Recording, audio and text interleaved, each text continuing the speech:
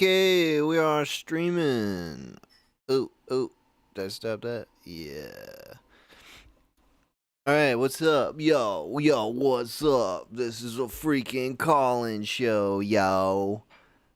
You're gonna be able to call into this show and talk to me about something. Today we're talking about ads. Ads? Advertisements. Why?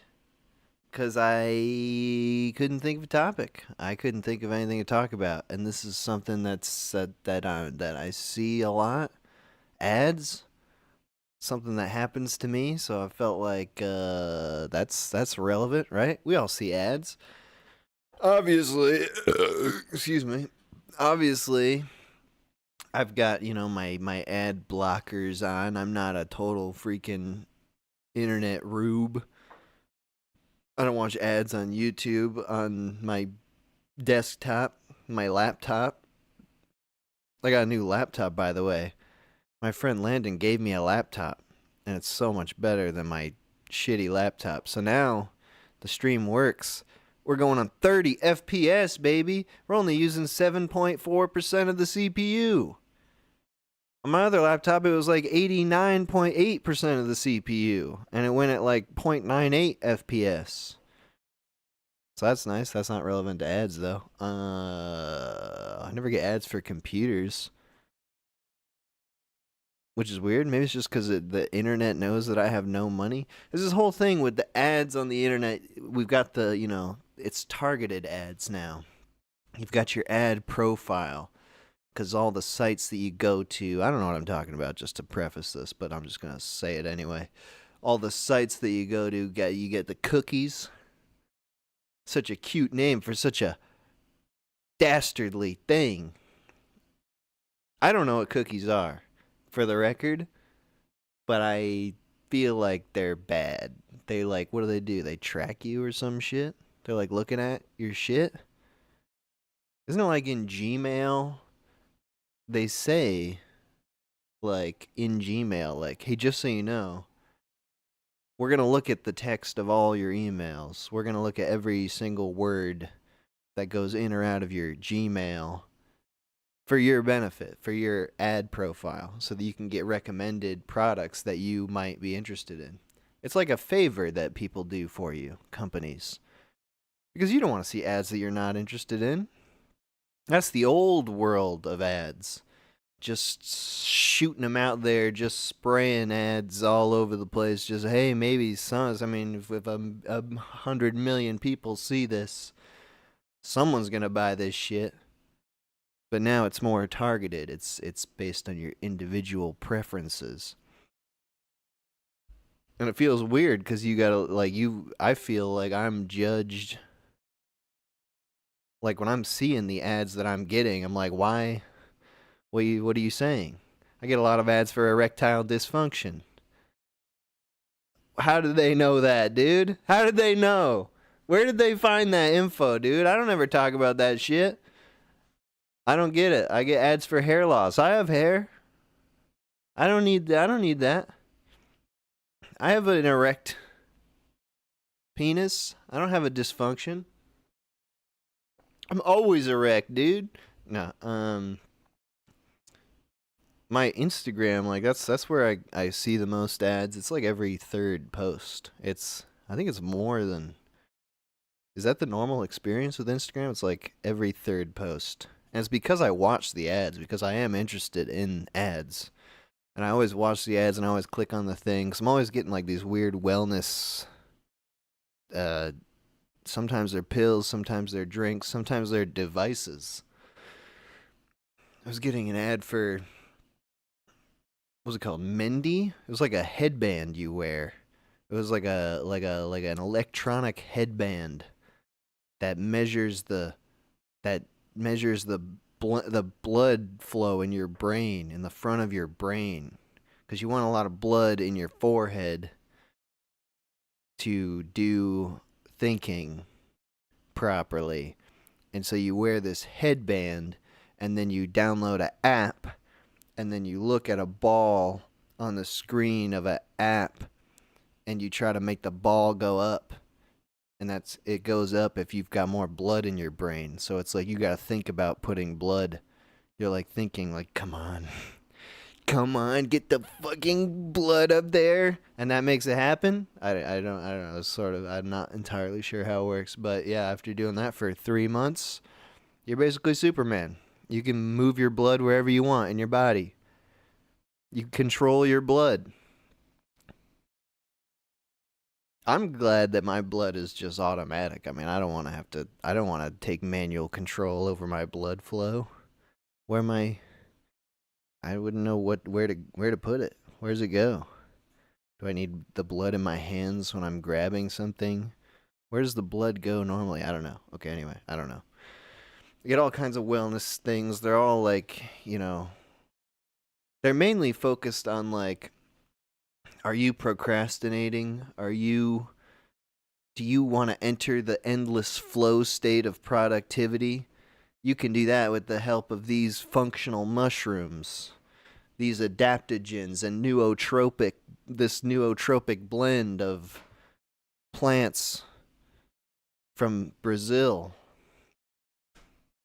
Sometimes they're drinks, sometimes they're pills, sometimes they're chewies.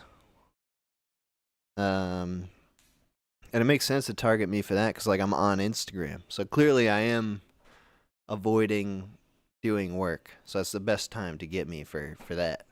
It's hard to deny it. It's hard to be like, I don't fucking need that shit. I'm doing fine. I'm just wasting time on Instagram just.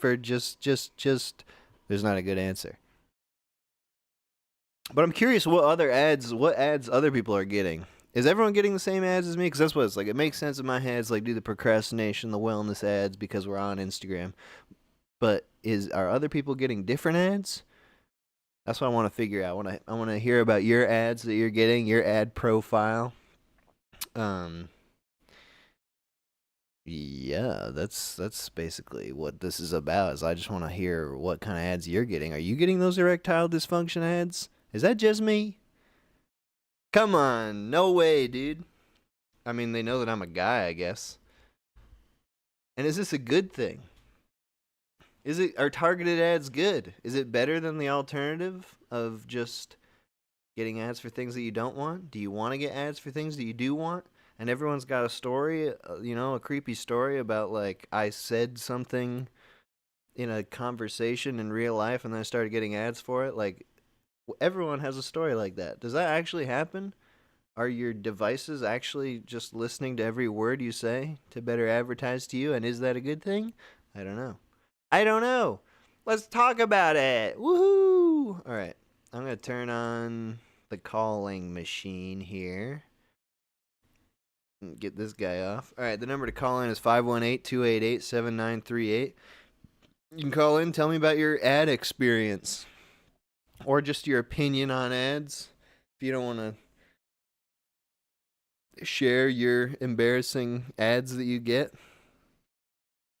Here's a caller right now. Let's see if this sound works.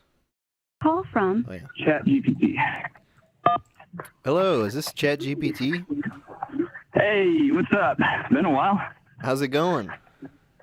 Good. I just wanted to call in real quick, tell you about a little ad experience I had the other day at the movies. Oh, at the movies, okay. Yeah, so, sorry, I'm just got out of Walmart and I'm carrying a big pack of beer, so I'm kind of winded. You sound a bit tired. But, all right, go on. Speaking of Walmart and Christmas, you know the Grinch, green guy? Yeah, I know that guy. Not personally, but yeah. Okay. Yeah, well, I mean, not many people do, but you know the story and all that. Uh-huh. Well, I'm sitting in the theater, and this ad comes on, and it's the Grinch, and he's, like, got all these packages, he's stealing the packages off, and he's like a porch pirate. The modern Grinch. Yeah, he takes them all back to his Grinch cave, and when he gets back there, he starts opening them and, like, indulging in the consumerism and all that. Mm-hmm. And it makes him happy. And so he gives them all back to the Who's and, like, orders them more things. And then everyone is happy because they have stuff. Wow. And then the Walmart logo shows up and it says, Walmart, order online and get whatever you want for Christmas. Wow. And I'm just thinking, talk about rolling in your grave. That is. Imagine you're Dr. Himmler Seuss or whatever, and this is what they make of your green legacy. Yeah, that was the message of the Grinch, was that presents are the point. And if you don't get presents, then Christmas sucks. Yeah. Damn. And then they had one other thing is, you ever see those ads where it's like some kind of sappy, like, family story, you know? And you're like, what is this possibly advertising? And then it gets to the end and it throws you a curveball and you see the logo and you're just like, how the hell was this a advertisement for Coca-Cola? Mm. They had one of those right after the Walmart commercial, and it's like someone's driving their demented grandma around and trying to, like, trigger her memories because she doesn't remember her family's face and their voices or anything. Oh, God. And it's like, wow, this is horrible. And then eventually they take her to, like, this drive-in movie theater, which, first of all, that does not exist anymore. There is no way you're finding your grandma's first date drive-in movie theater and taking her there in the year of our Lord 2023. But it, like, triggers her memory, and then they drive home, and then she looks at her husband in the eyes and, like, recognizes him for the first time. Oh, my God. Wow. And then it zooms out, and you see GMC, where memories are made. And they're advertising some GMC car from 1983, I guess. Oh, because they drove to the drive-in theater. Yeah, and she had her first kiss there. Oh, nice. Okay, yeah. Nice. I thought it was going to actually be a Coke advertisement where it's just like she didn't remember her family, but then she pops a cold Coke and she's like, I remember this. Yeah. This will never leave my memory. Remembers. Yeah. Anyway, it's just gotten out of hand. I'm tired. I'm sick and tired of advertisements these days. I don't see them much because I've always got ad blockers on everything, although YouTube's kind of, like, screwing that up for me now. What are they doing? They got turbo ad block remover thing where it'll play an ad and it'll just be the audio. Like, the ad doesn't even show up because your ad blocker, like, partly blocks it. Mm. But then they can somehow sneak around it and make you listen to the ad. Yeah, you know, with this laptop I got, it's like, you know, it's got an old version of Windows on it, and then I accidentally turned it off, and it updated Windows, and my browser just stopped working. All the sites, like YouTube, would show up as a white screen, and I would scroll over it, and little thumbnails would appear. It was like everything was all broken. I feel like it was ad firmware shit. I had to reset the computer to get back to the old Windows to make it work again. Yeah, software sucks. This is totally unrelated, so I won't drag it on for long. But I just got a job working for this, like, big software company, and of course, like, almost everything they do is outsourced to another country. Yeah. But I'm the unfortunate position of being the only person, like, in this country who's working on the same stuff as the outsourced team. Mm. And so I have to deal with the, like, horribly written, like, there's stuff in there that's not even in English, trying to figure it all out. And it is a wonder that literally anything works these days. You can't even, like, you don't even have control over your own computer to be able to tell it, like, when you want to update it. Mm-hmm. Yeah, I just have to never turn this computer off. That seems to be the trick. See, nowadays they just turn it off for you. Like, my laptop started doing that. I'm getting ready to just, like, completely wipe it and put some kind of weird Linux system on it or whatever, where the only thing that I can do is play Super Tux Kart. All right, well, hey, man, thank you for calling in. Good hearing from you. Yeah, see you. All right, have a good one. Oh. Call from Clarence. Clarence, you're back.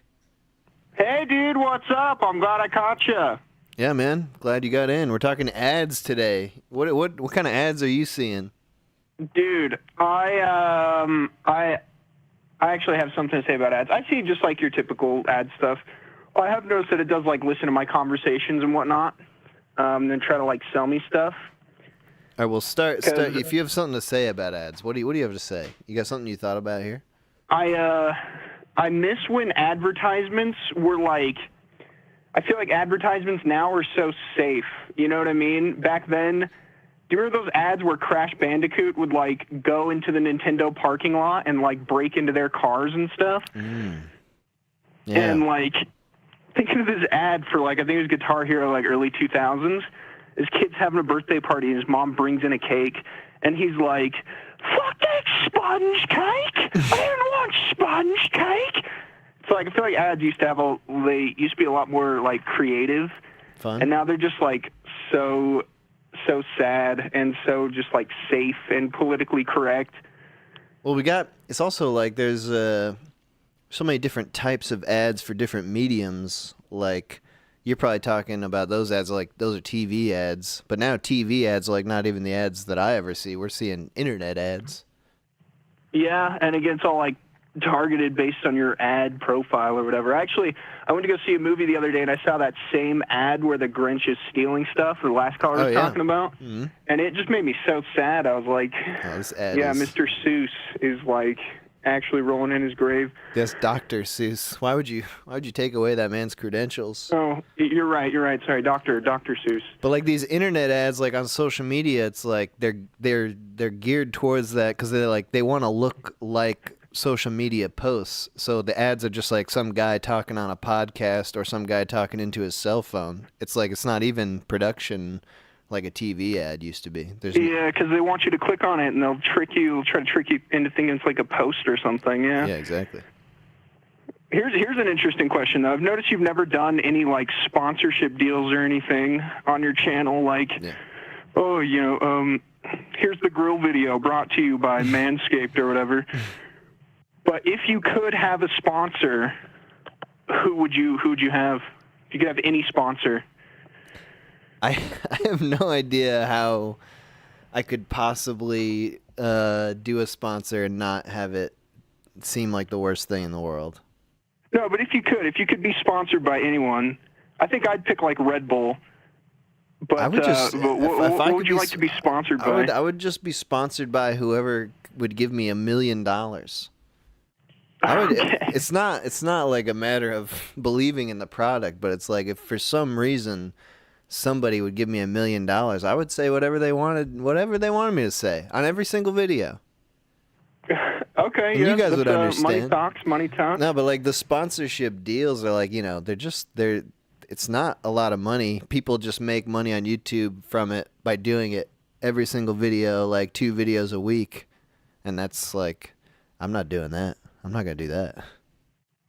I can't make 2 videos a week. Wait. You are sponsored, though. This is brought by Chunk Monthly, dude. It's true, dude. Thank you for bringing that up. Dude, Chunk Monthly, go subscribe. Physical media mailed once a month. Minute Hour's a sellout. He is sponsored. Believe he's right. He's right, dude. God damn, you got me. All right. Well, hey, what do you have? Is there any? Have you had any targeted ads that you think like these are specific to you, or do they just feel like it's what everybody gets? I definitely feel that everyone's getting a lot of very diverse ads depending on like what they're talking about, because like your phone is listening to you 24/7 and like targeting whatever. So what do you get? What have you been talking about lately that your phone is primed and ready to sell you? So I work for a call center that it's a company that other companies outsource to for customer service, right? So like one week I'll be talking about this campaign, next week I'll be talking about this campaign like solar or whatever. But I notice whenever I switch campaigns, all the ads will be about what I'm talking about all day. So it's like right now they have me selling bathtubs. They have me calling up all the stinky people in the U.S. selling bathtubs. So if you're a call center, like how does that work? Are you also targeting people? Your company, they're targeting the stinky people, or are they people who are contacting you about bathtubs? It's usually people who just accidentally clicked on an ad online, and we just got their name, phone number, and address and zip code, and then we just call them up. And most people I call are like, I did not mean to do that. Are they old people? Are they ethnic people? Most of them are a little bit older, so it's like a special type of, it's a walk-in bathtub. Walk-in bathtub? Yeah, it's, I didn't even know they existed either. Sell me on this, dude. Yeah, it's like, I don't know, it's just for people who, like, can't get in and out of the tub, and they need, like, a door on their bathtub, I guess. I don't even know what it looks like. I just call them up and ask if they want one. All right, well, dude, that sounds like good shit. Thanks for calling in, man. I'm kind of part of the ad machine anyway, so... Yeah, you're the blood and bone of the ad machine. All right. Take it easy, dude. Right. Later. Have a good one. Nice. Yeah, the people have been talking about YouTube being all broken because of ads. I feel like I ran into that with the Windows update. I don't know what was going on there. I had to reset to old Windows. Zebz. Zed? Was that Zed? Oh, hello? Hey, was that Zed? Zebz. Zeb? Yeah, Z-E-B-Z. Zebz. Zebz. Okay. What is that short for something? Zebras. Oh, okay. my online shit. It's nothing special. Very Don't nice. worry. We're talking about ads today. Okay. I wanted to call in and tell you, have you ever, or ask you, I guess, have you ever seen that Dudley Moore movie called Crazy People? No, I don't think so. Oh, it's awesome. It's about advertising people, but it's kind of like a comedy. The guy goes kind of crazy, and he makes all these commercials, and since they trust him, they air the commercials, and one of them's like a UPS commercial, and the guy, he cuts somebody off. He's like, hey, what's your fucking problem? He's like, I got packages delivered. Fuck you. And this, that went out on regular television. It's a really good movie about advertising. Is this a documentary or a fictional movie? No, it's fictional. It's funny. Okay, some 80s flick. It was good shit. Crazy People. All right, cool. I'll check that out. Yeah. Hey, Wyatt, say hi to the Minute Hour. Say hi. Say hi. Oh, he doesn't want to say hi. Dude, nice. Is that child? Yeah, it's my little boy. He's listening too, so say horrible things. He needs to hear it. Nice. Yeah, you think about what's the world of internet advertising going to look like for him 10 years from now? Whoa. Oh, it's going to be horrible. I'm not going to let him have anything. Why? Stop. Let me see that. I'm not going to let him have anything until he's about 18 years old. No social media. Oh, nice. Poison. Yeah, on my phone, I have everything, I think Firefox Focus. It doesn't keep track of any of your, searches or any of that stuff, so. Dude, how's it going to work at school, though? Are you going to homeschool, or is he just going to be seeing all the devices and be mad jealous? He probably... Come here, buddy. He's probably going to be pissed at me for a while, but I think later on in life, he will, he might appreciate it. Maybe he'll just disown me. I don't know. But I don't know. I've seen so many things about little girls killing themselves from bullying and all this horrible shit. I just don't want him to be exposed to any of it. Thankfully, I had a boy, not a girl. It'd be twice as bad, I think. Yeah, thank God. It was a female.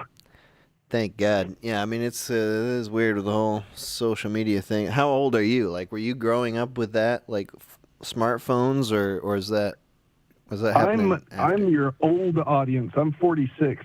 Oh, yeah. So, yeah, smartphones, that's not something that was happening while you were a kid. Yeah, they weren't really a thing. I had dial-up when I was a kid. I had, a 14-core modem. Couldn't use your landline and the internet at the same time? Yeah. Yes, exactly. Mm-hmm. What's the matter, little boy? Is he scaring you? Does his voice frighten you? Oh, by the way, I saw that the Noke Eric collaboration you did. That was some funny shit. Oh, yeah. Thank you, man. Yeah, my favorite part was when you're they're going to put you down. They're going to put poison in a needle. Thank you, man. My little boy watched that too as well. All right, good.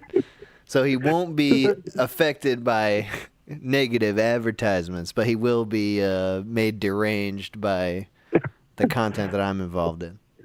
Absolutely. It's not politically correct. It's good old-fashioned humor, which is rare to find these days. So, yeah, he's going to be force-fed this shit whether he likes it or not. Sorry, kid. Very nice. See, he laughed. He likes it. Nice. What's his name? Wyatt. All right. Wyatt, thank your dad for calling in, and it was good hearing from you a little bit. Oh, yeah. Yo, what's up? Say hi. Say hi. He says hi and he loves you. All right. Nice. A new fan. Absolutely. All right. Thank you, man. Have a good one. Thanks for calling in. Yeah, you too. Yeah, no problem. Keep doing your shit. Thank you, man. Bye. Oh, right in the Call next from Mickey. Nikki? Mickey? Thanks for calling in. Yeah, you too. Yeah, no problem. Yeah. Keep doing your shit. Was it Nikki or Mickey? Oh, I'm on. Yeah, you're here. Oh, it's Mickey. Mickey's in like machine. All right, Well, let me mute my laptop. So, yeah, what's dude. going on, man? Like, hey, how you doing? This is the call-in show. We're good. talking about ads today. Yeah, I saw they had a live stream going, and I was just like in the middle of work, so I just abandoned that. Oh, nice. Are you work from home or are I have- you on the site? I'm Job working from home these days. Yeah, I work an office job, so I just kind of chill out and do a bunch of audits, Oh, cool. Audits? Like insurance audits. It's pretty boring. All right. So what's your ad profile look like? What are you getting advertisements for? I think you might get these ads too, because you make music, but you know those MIDI chord pack ads? No, I only ever get just like ads for pills and drinks. Oh, really? What Yeah, kind of pills? like erectile dysfunction pills. Oh, all right. That's always good. What are you're getting Yeah, ads I get- for chord packs, MIDI chord packs? Yeah, it's these chord packs that pretty much they're just these MIDI packs that you drop into your DAW. And what they claim is that you don't need to know any music theory. The music industry is trying to hold you back. Oh yeah. And what these are pro level chords, and they like really emphasize Professional that they're chords? pro leveled. Yeah, like what makes a chord professional? Yeah, dude. How many notes Like- are in these chords? Yeah, it's like this chord has 56 notes in it. It's a pro level chord. It's a But whole it's song all- in one chord. Yeah, they'll like say like our pack has what is it? Something like 500 different chords or something, but they're all literally just like first inversion chords. And then you just take the MIDI notes and slide them down, and now it's in a different key. Right. But it's like that sort of stuff, and also like some like these guitar ads. It's this one simple trick will turn you into a pro. It's just like all these ads that kind of like skip the actual learning and practicing of music. So do you ever like are you like buying instruments like VSTs and stuff? Like, why do you think it targets you for that? How does it know what you're doing? Yeah, I think it's because I search up like plugins and like synths. I watch like a lot of equipment reviews. I'm like surrounded by equipment right now, and I think it's targeting me for those pro level chords. Because I do music, but I don't know anything, and I don't buy anything because I don't know anything. I don't want to be one of the guys who are tricked by these ads to be like, suddenly I'll be able to make professional music if I just bought this MIDI chord pack with the huge chords.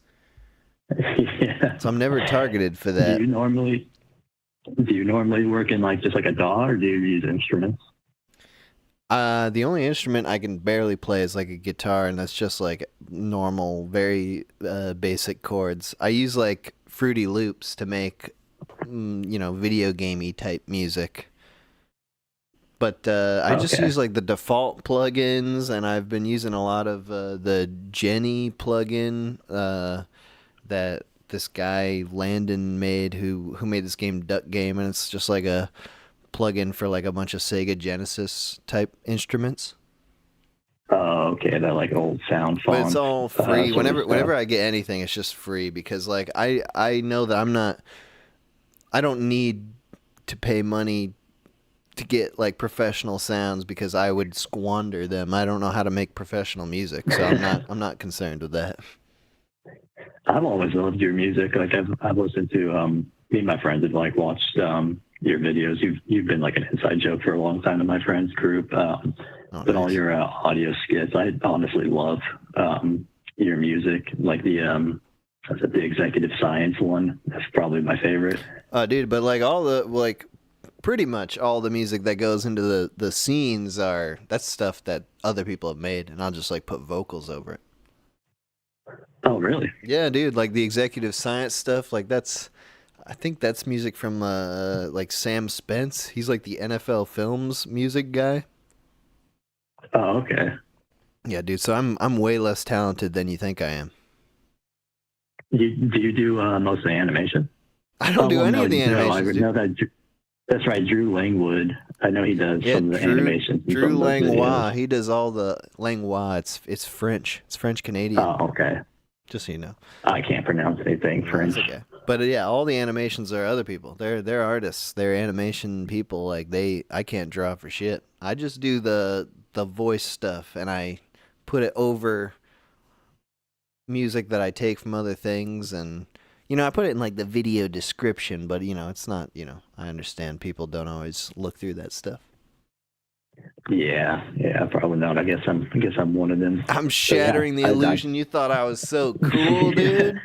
Yeah, you're not as cool as I'm gonna hang up the phone now. I'm kind of disappointed. I'm saying it's easy to be me. You don't have to like have so much training or anything. Like, just be some dipshit who records his voice over things. Yeah, well, I guess you're lucky you were born with a good voice for it. All right. There was one more ad I wanted to mention, which was just really weird. And it was strangely enough on YouTube.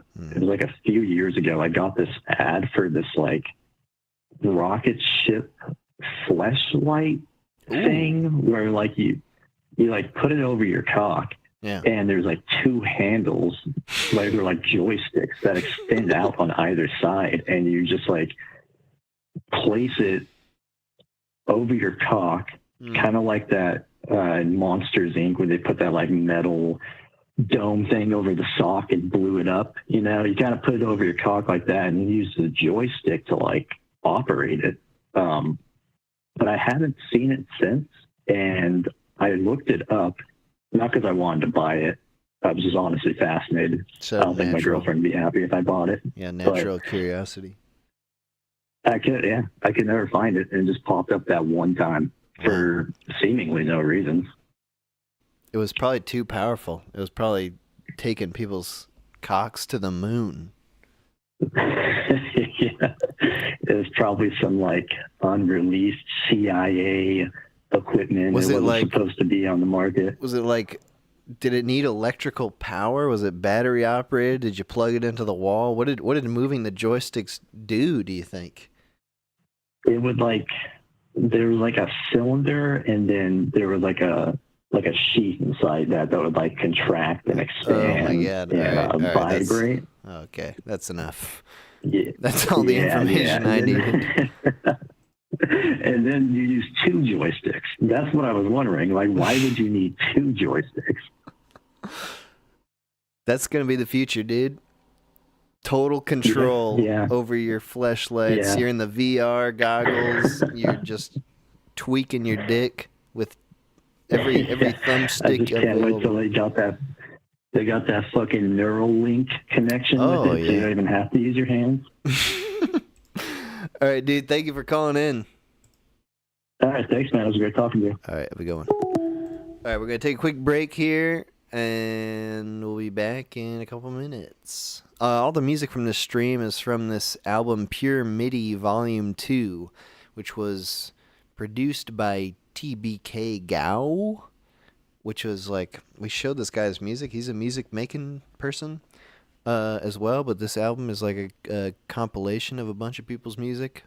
Pure Midi. It's supposed to be like not like using sound effects or like never mind. I give up trying to explain it. That was really quick, but I already give up. It's just good video gamey type music, chip tune, MIDI. I don't know what the words mean, but I like the sounds. And here's more of it.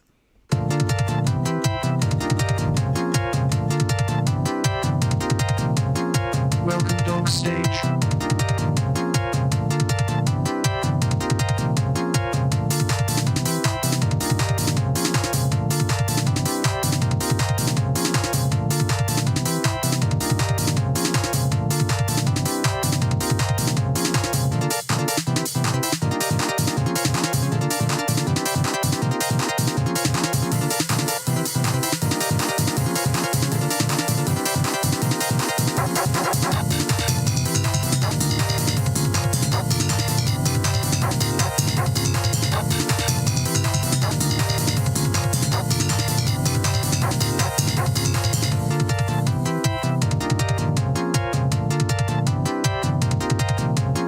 Welcome, dog stage.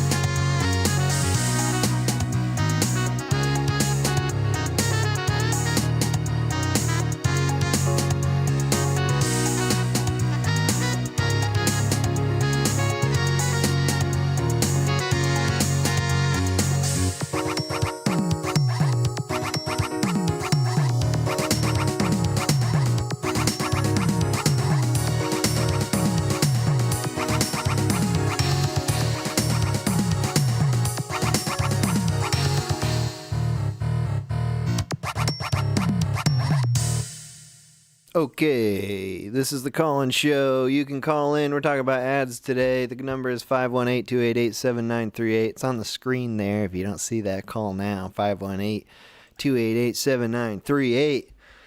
We're talking about ads and advertisements. And That's all. I just want to hear about the sort of ads that people are getting. You can give me your hot take on ads also in general, but I just want to hear someone else's ad profile. Call from Darren. Darren. Hello. Yo, what's up? Not much, man. How you doing? I'm good. We're talking about ads today. What sort of ads are you seeing? Man, I joined the military about a year ago, and all that's been popping up on my phone are join the Marines or join the Navy or join the Air Force over and over again. But you already joined. Yeah, I know. So I think they're targeting me to stay in longer, and I don't want to do that. Was it an ad that convinced you to join in the first place? No, my brother was in MOSOC Marines Recon, and he inspired me to join. Well, when you watch the ads, do you think they are inspiring, or is that not doing it for you? I mean, they make good ads and they are inspiring for people to join, but they're all lies. You don't do none of that stuff. What are the ads like? I don't get these ads. Give me a breakdown. So like for the Marine ads, they'll show like a squad infiltrating a forest area and throwing a drone up to look at a base and then blowing it up, and they're like, join the Marines, do something better. And the Navy will just show a bunch of boats and say, join the Navy. And yeah, and the Air Force will show, they actually made a pretty badass one. It was a jet flying around and put in slow motion sometimes and put quotes up about how cool it is to be a pilot and shit like that. But these are real. Are they ever like targeting like gamers? Are they ever like Arma 3 screen captures? Oh, yeah. Yeah, for sure. I get a lot of Call of Duty ads for Modern Warfare 3 constantly. It's repetitive. It's so annoying. It's just like you've been training for this moment your whole teenage life. Now it's time to make it a reality. I'm working the thumbs out, man, and I could put it into real life, man. So what would be the real what's wrong about the ads? What would be the real join the military ad that you would make? Okay, so what I joined in the military was infantry. So if you join infantry expecting to do infantry stuff like in Call of Duty, you're only going to really be doing that stuff through training. After that, you're going to be the master with a broom. You'll be sweeping so much. Expect sweeping and push-ups. That's about it. Keeping the base nice and clean? Oh yeah, nice and clean for the battalion commander, so that way you can go and see your family, or he'll make you stay back and clean some more. Dude, so are you aching for some active war time? I mean, I wouldn't say aching, but because like people dying is always bad, but like I trained hard for it, so like it'd be nice to go do my job instead of like sweeping the sun off a sidewalk. I'd like to actually go do what I trained 6 to 7 months for. So I don't know anything about the military at all. Not even the slightest bit. Is that something that like you guys are drilling a lot, like after you've gone through the basic training, or is it just like you've got it in there and then you're ready to recall that information when it's needed? So basic training is them pretty much breaking you down as a civilian, or taking away you as like in the civilian world and putting you into a military mindset. So they're going to break you as a character and build you back up, and then you go through intensive training. And then when you get to your unit, after you complete that, then depending on where you go depends really on if you're still training or if you're just an expensive, deadly janitor. Are you where are you stationed right now? I'm in Fort Bliss, Texas, in El Paso, right next to the Mexican border. Okay. So you'll be ready to put down that uprising. Yeah, when so. When the Mexicans start pouring over, right? Yeah, we'll be the first ones there.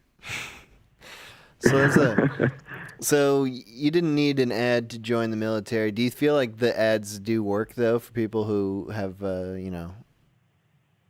people who aren't going to be influenced by family or other things? Oh yeah, for sure. Like if say someone's in high school, when they're senior, they don't know what to do, and they've been thinking about joining the military. They look at one of the Army or the Marine ads or something like that. It looks really cool. be going seeing the world, and they don't show all the shitty parts of that. They show all the really cool stuff. And yeah, I can see that being inspiring. Like, hey man, I want to go do that. So you join up for some years and you do it. And do you think there could be an effective ad that's just like, it's the same sort of slow-mo, like big music shots, but it's like a broom just like fucking sweeping dust right into a dustpan?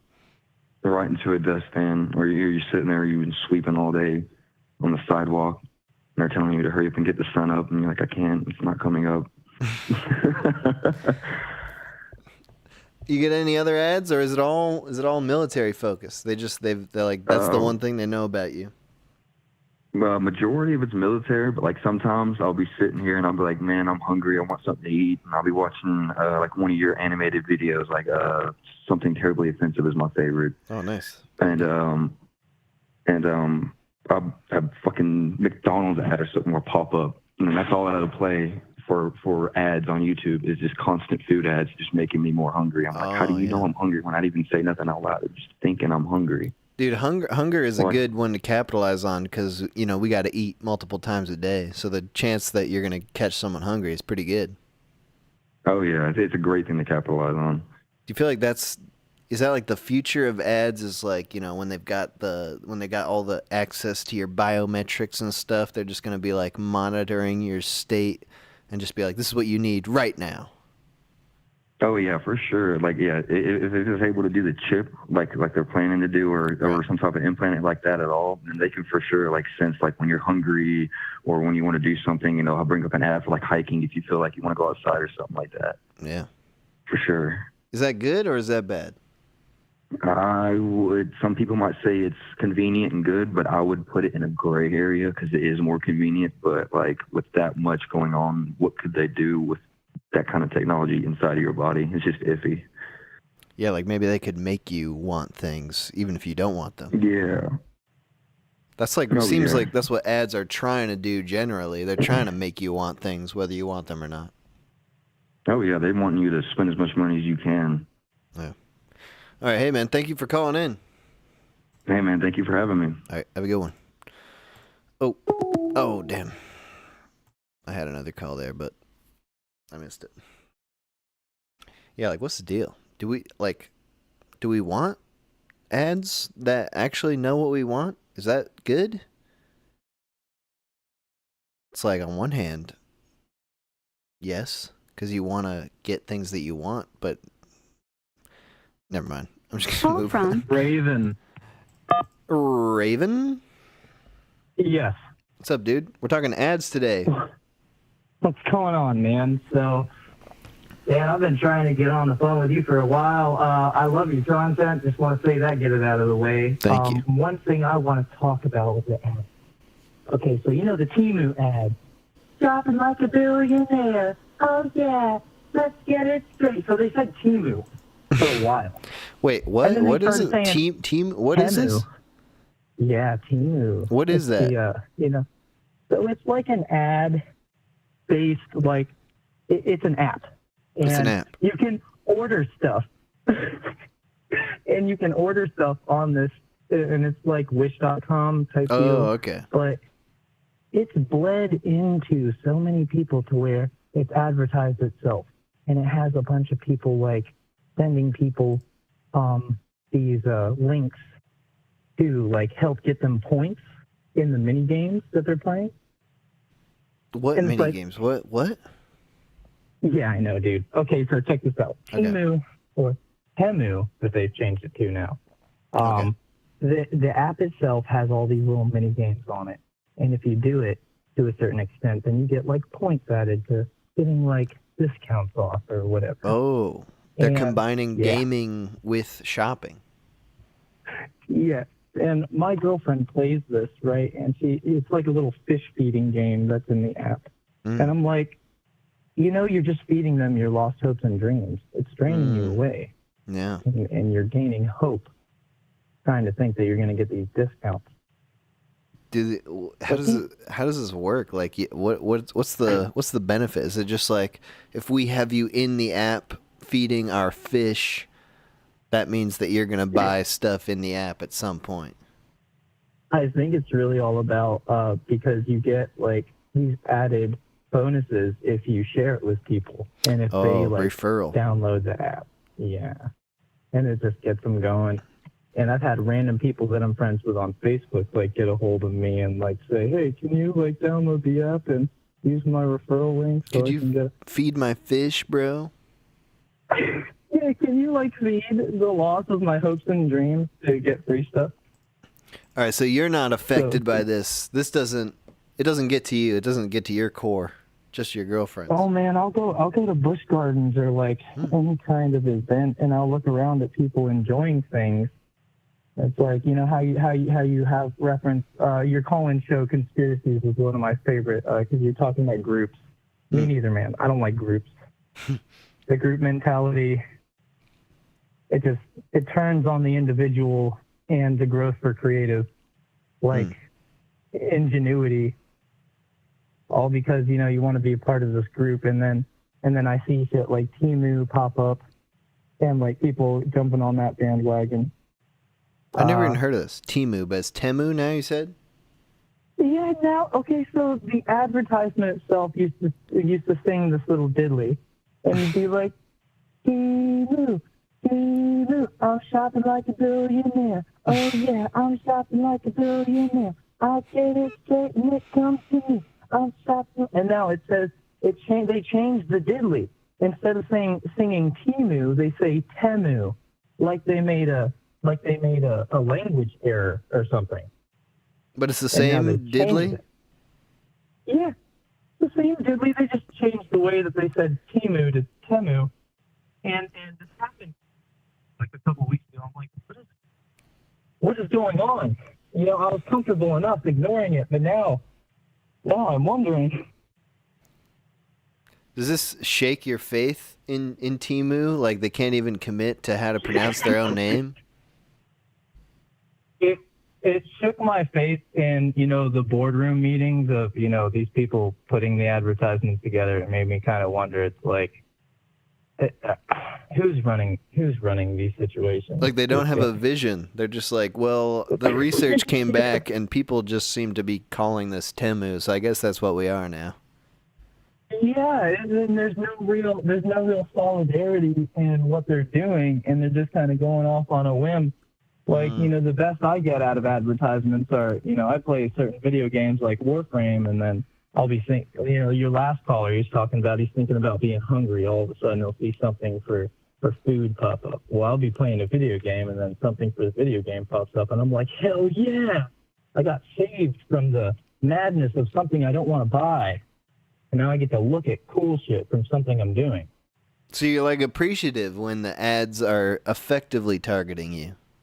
Yeah. You know, it's like, I don't need to download it, but it's good to know that you want to press me to keep enjoying something that I'm already enjoying. Yeah, at least they care enough to target you, right? Warframe, that's like that. Is that free-to-play game?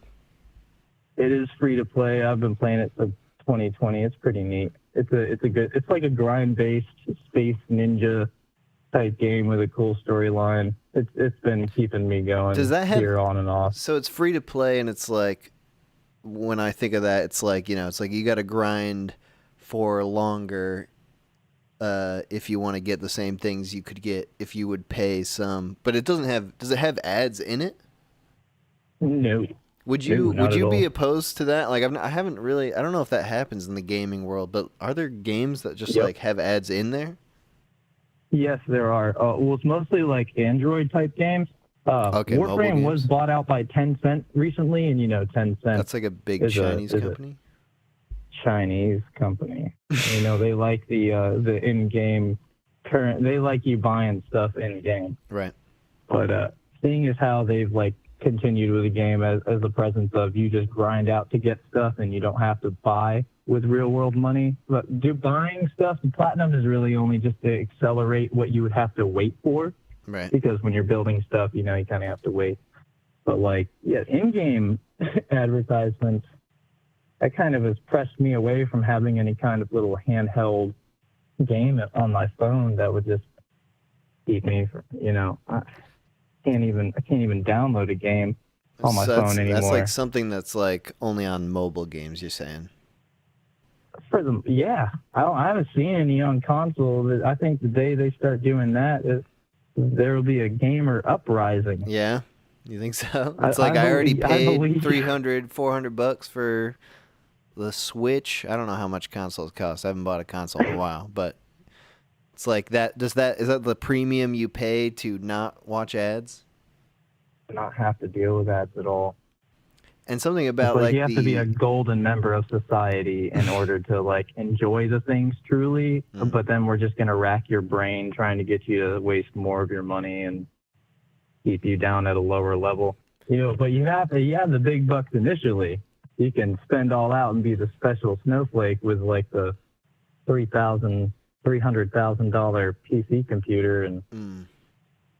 It seems like that's where it could go though, because like advertisements, the thing that advertisers want is just a captive audience. That's all they want. Is they want someone who is really looking at a screen and they want to look at it. And so video games are huge for that. Like you're looking at a screen and you want to keep playing the game. So it seems like that's like an unconquered frontier. Yeah. And gamers won't go for shit like that. So like with the handheld Android games or iPhone games that have the ads in them, and then they're talking about doing the metaverse and all of that. Surely they go far with that, and then you're gonna have a VR headset on. They're gonna love the screen time and just being able to advertise anything inevitably.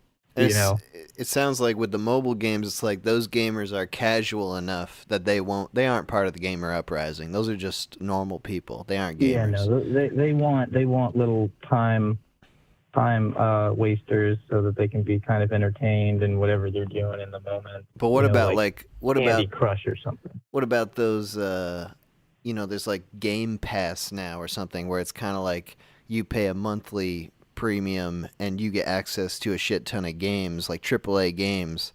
So right now they're ad free, but like, doesn't it make sense that like eventually it would just be like, now you pay $10 a month. I don't know how much Game Pass costs. Now you pay some amount of dollars a month, but you got to watch ads during your game every 30 minutes. Well, in some games, like on the handheld, I found a couple of games that you get stuff when you watch ads. Oh, right. And, I'll sit there, tap the video, and then just like, I'll flip the phone over. I was like, you can't grasp my attention. That could be nice. It's like a nice little break. Gives you enough time to reconsider what you're going to do next. Yeah, go to the bathroom. And you got a free little thing. All right. Hey, dude, thanks for calling in. You too, man. Hey, I appreciate the living hell out of you. Thank you. Don't stop what you're doing. I love you, man. And if anybody's annoying you, fuck the cunts. They're fucking loud. You tell them what for. All right. Thank you, man. You New Yorker bastard. Yeah, let the Jews have it. Love you. Bye. All right. Bye. Nice. Call from David. Hello. Hello. Who is this? David. David. What's up, David? Hey. Not much. How's it going? Good. We're talking about ads today. Generally ads, but also your individual ad profile. You got any ads that you're feel like are targeted to you? Targeted ads. I guess tools. Tools. I get a lot of tool ads, mostly if I can put a finger on it. Let me ask you this. Has an ad ever worked on you? Have you ever been on the internet and seen an ad and then bought the product? And don't be embarrassed if you have. I don't think so. Just like a random ad, like Never. on Facebook or Instagram or something. It's never happened. But I'll tell you what I do. I pay money. I'll pay money to remove ads. Like in what way? On what service? Well, the biggest one is YouTube. Oh, you got YouTube Premium. So I've got YouTube Premium. I know a lot of people will be like, "Oh, you got YouTube Premium." There's add-ons and websites and apps you can do so you can get around that. But I don't know. I like it. I listen to YouTube enough to where it's worth it, where I can use the official YouTube app, and I listen to YouTube all day, like every day, like at work and after work. You need it for when I'm going to bed. There are ways to block it on your phone, but I haven't actually looked those up. I just deal with ads on the YouTube app, but it is incredibly annoying. I cannot stand the YouTube ads, especially for how much I listen. Mm-hmm. And plus, I used to work at a spot where I didn't have reception, and so with YouTube Premium, I can download videos and watch them offline, which is awesome. That's nice. Yeah. Isn't it? It's like. And then I also. Yeah. Go on. Sorry. Oh yeah. I just I've also paid to remove ads on a couple apps as well. Like what? And it's usually when I've been like drinking for a little while and I'm just like, I don't even care. I just can't stand watching these ads. I just want to play the game, get upgraded. There's a stupid hotel game and it's like upgrading your hotel, and I was like, yeah, fuck, I'll spend $10, and then I haven't played it since. It's been like months. Damn. So they got you, dude. So they got me. They did. With the ads, they throw the ads in your face every 5 seconds, and then you pay the $10 to remove the ads, but it's a shitty game, and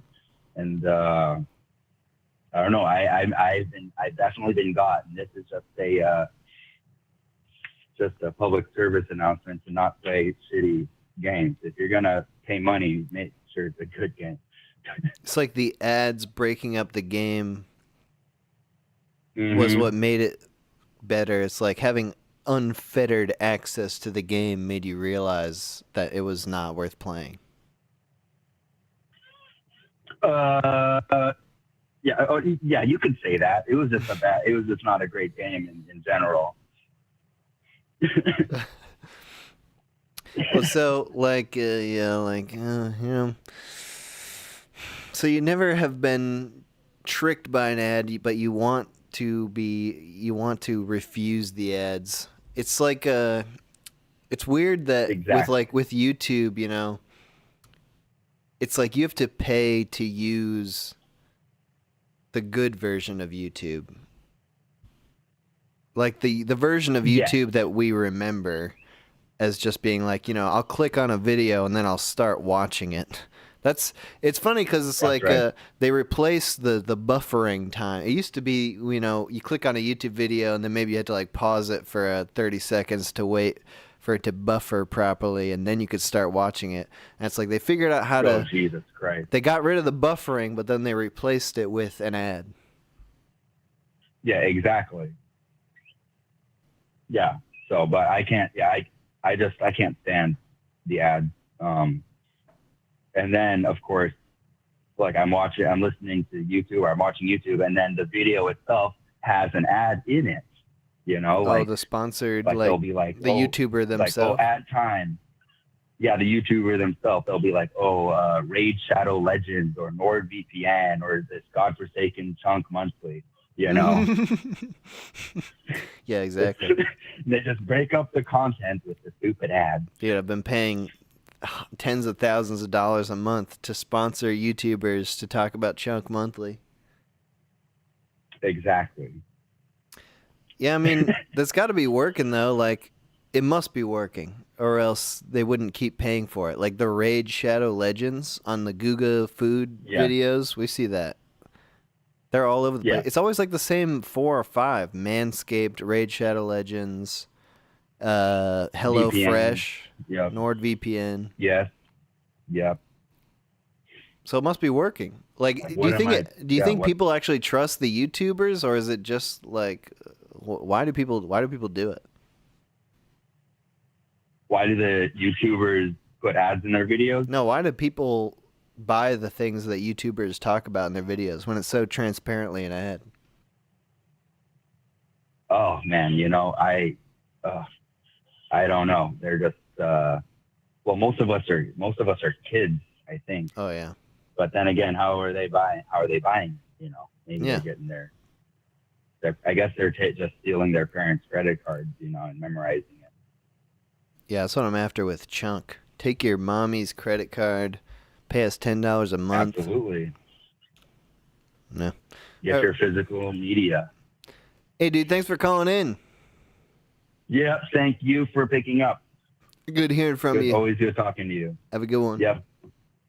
All right. You too. Bye-bye. Bye-bye.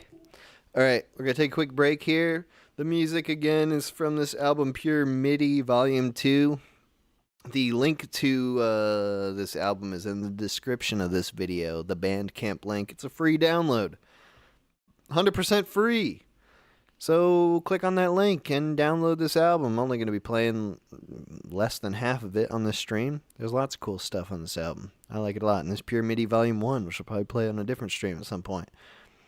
And yeah, so if you like this music, check that out. And we'll be back in just a couple minutes.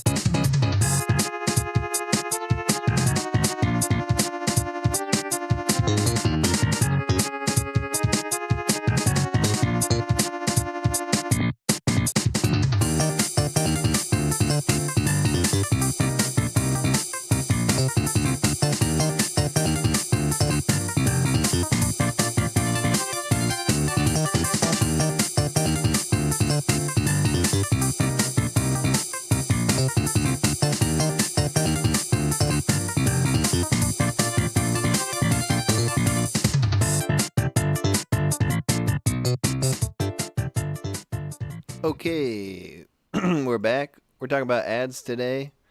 You can call in 518-288-7938. Forgot the number for a second. 518-288-7938. I want to hear about your ads. What are you getting advertised? Is it what I'm getting advertised? Call from Southwest Exchange. Whoa, accept, is this press an ad? 1. Hello? Hey, what's up, man? Oh, hey, dude. How's it going? Who's this? Good. This is Matt. Oh, This is Matt from the chat. I made it on the show. I'm out of the chat. I made it out the chat. You freaking did it, bro.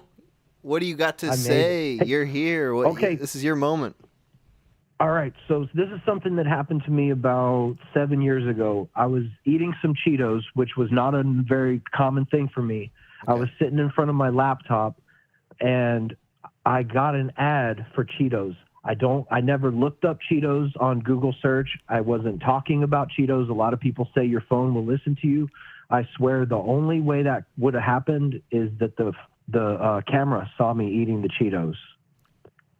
Dude, do you think that happens? Yeah, I do think that happens. And also, I want to say that you mentioned how they're going to have like implants in us, and they'll monitor if we're hungry. They'll advertise food. If we're sleepy, maybe they'll advertise My Pillow or Holiday Inn or something. Honestly, we have our phones pointed at our faces like half the day, right? So you can tell by a person's facial expressions if they're hungry, if they're irritated, if they're tired. You don't really have to implant anything in somebody to tell basic human emotions. So you feel like we're already at that point? Pretty much, yeah. And I really do think, this is something else. I've seen pictures from like, who's that? Mark Zuckerberg's house, Bezos, all these guys. If you can look these up, there are pictures from their homes and their businesses. They cover the cameras on their electronics. Oh, and they would know. Yeah, exactly. Dude, that's how do you feel about that? Is that an intrusive measure, or is that good? Is that gonna, you want to get those, you want the ads to read your face? Well, I don't think it really matters so much how I feel. I think people should be able to opt in or out. Isn't that the weird thing? Is like everybody's got a story about how they've been targeted by ads in a way that they don't fully understand, but it's like, is that just in the terms of agreement of everything now that we don't, the terms of service, we don't read it, but it's just like, hey, oh, by the way, we get to look at you 24/7 and that's all fine. That's just part of ads. Some things do ask. I'm asked by some of my apps if they can access the microphone, can they access the camera? And you think when you're doing that, it's like, oh, well, it's not going to work. The app's not going to work properly if I say deny, so I just have to say allow. Well, you think about Snapchat. How's that going to work if you deny them to use your camera? Right. I mean, it's pointless. Dude. Well, hey, man, keep up the good work, and thank you. I'm going to lower my head and get back to the chat. All right, hey, thanks for calling in. And shame. Thank you. Bye. Yeah, it is weird. Like, we probably don't fully understand the depths that corporations go to advertise to us, even at this point. Because we all seem to, like, believe offhandedly that our phones are listening to us all the time. They could be watching us all the time, and I guess that's okay. Call that's fine. from Thomas. Thomas. Yo, we're talking ads today. What kind of ads are you getting targeted to you? Well, so I've been listening to the show, and I went through my Instagram to kind of get a refresher, because I feel like that's the main place that I see ads. Like the previous guy, I also caved and got YouTube Premium because they like they get in your way. Like the ad blocker stopped working on YouTube. And now they'll just play 2 back to back. But anyways, the main ads that I get are like, the ones that I just saw is like, I get a lot of like, learn Adobe Illustrator, or like take this After Effects motion graphics course. Oh yeah. Like Adobe tutorial shit. And then I just saw a really dumb one that was like, this is Brick. It's like a phone, but without any apps or buttons on it. Oh, nice. It's called Brick.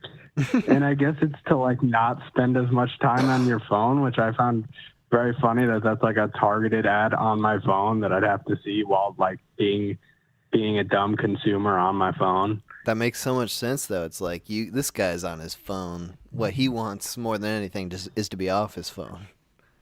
Well, I'm also wondering, are they like, this guy does talk to my girlfriend and to my friends about like, God, you know, I'm spending so much time on Twitter, I fucking hate it. And then like that pings their fucking little search engine, and they're like, well, he's a potential for Brick. Dude, so what do you think? I mean, this is something I'm trying to get at here, is like everybody has this sort of paranoia that they're being listened to all the time. What do you think is the actual like capabilities of technology at this point? Not even in the future, but right now, just like, are they analyzing your conversations, or are they just picking up keywords? What do you think happens? I think they are analyzing conversations, because I remember last year, maybe it was 2 years ago actually, I was with a friend of mine and we were talking about drones, because he just got like a DJI drone, and it like, you know, like a fucking drone, like camera drone, like people use it for YouTube videos and shit. Oh yeah.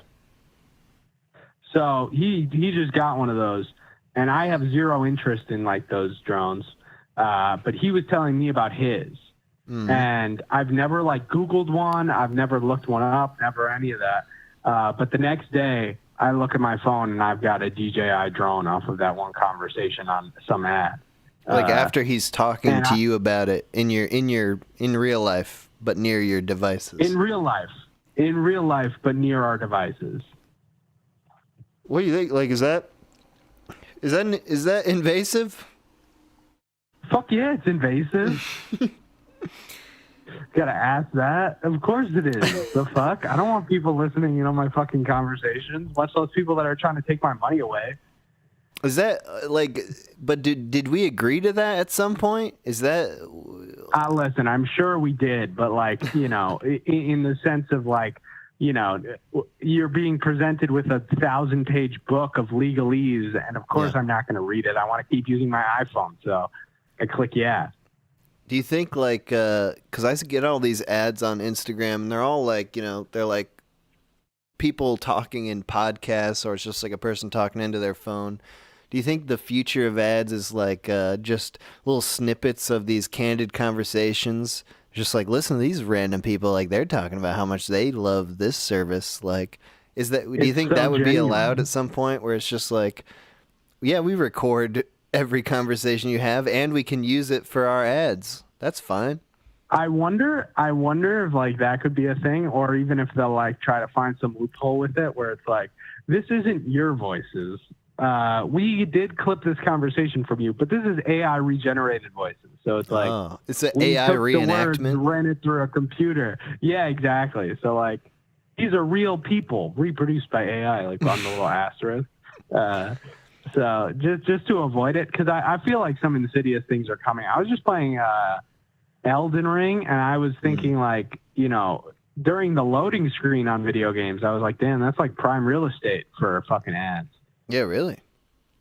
Like, you know, when shit's loading up, why not put stuff there? And with all the fucking like, do you hear about the bazillion people that got fired from like the video games industry? It's like, you know, if these things aren't bringing in money, they got to get those ads going. Right, and they could do, you know, the thing. It seems like the play is, you know, make things free to access, and then it's like it lowers the barrier of entry to getting you interested and involved, and then once you're in there, then inserting all the ads inside something. Like they do that with streaming and stuff. It seems like video games, that's the great untapped market. It's like, rather than paying $60 for a video game, you get it for free, but you just have to watch ads every time it loads. Every time it loads, and there's tons of loading screens on these like big games, you know, instead of a cool little graphic that's like nice and is a part of the aesthetic of the overall game. All right, but what about this, though? People are going to have to compromise. Okay. What about this? Extremely targeted ads where, you know, right now all the ads we see are, it seems like either big corporations or like really shady startups and stuff like that. Like, but what if ads could be so targeted that itty bitty people could be sending out ads to exactly who needs to see them? Like, you've got a YouTube channel.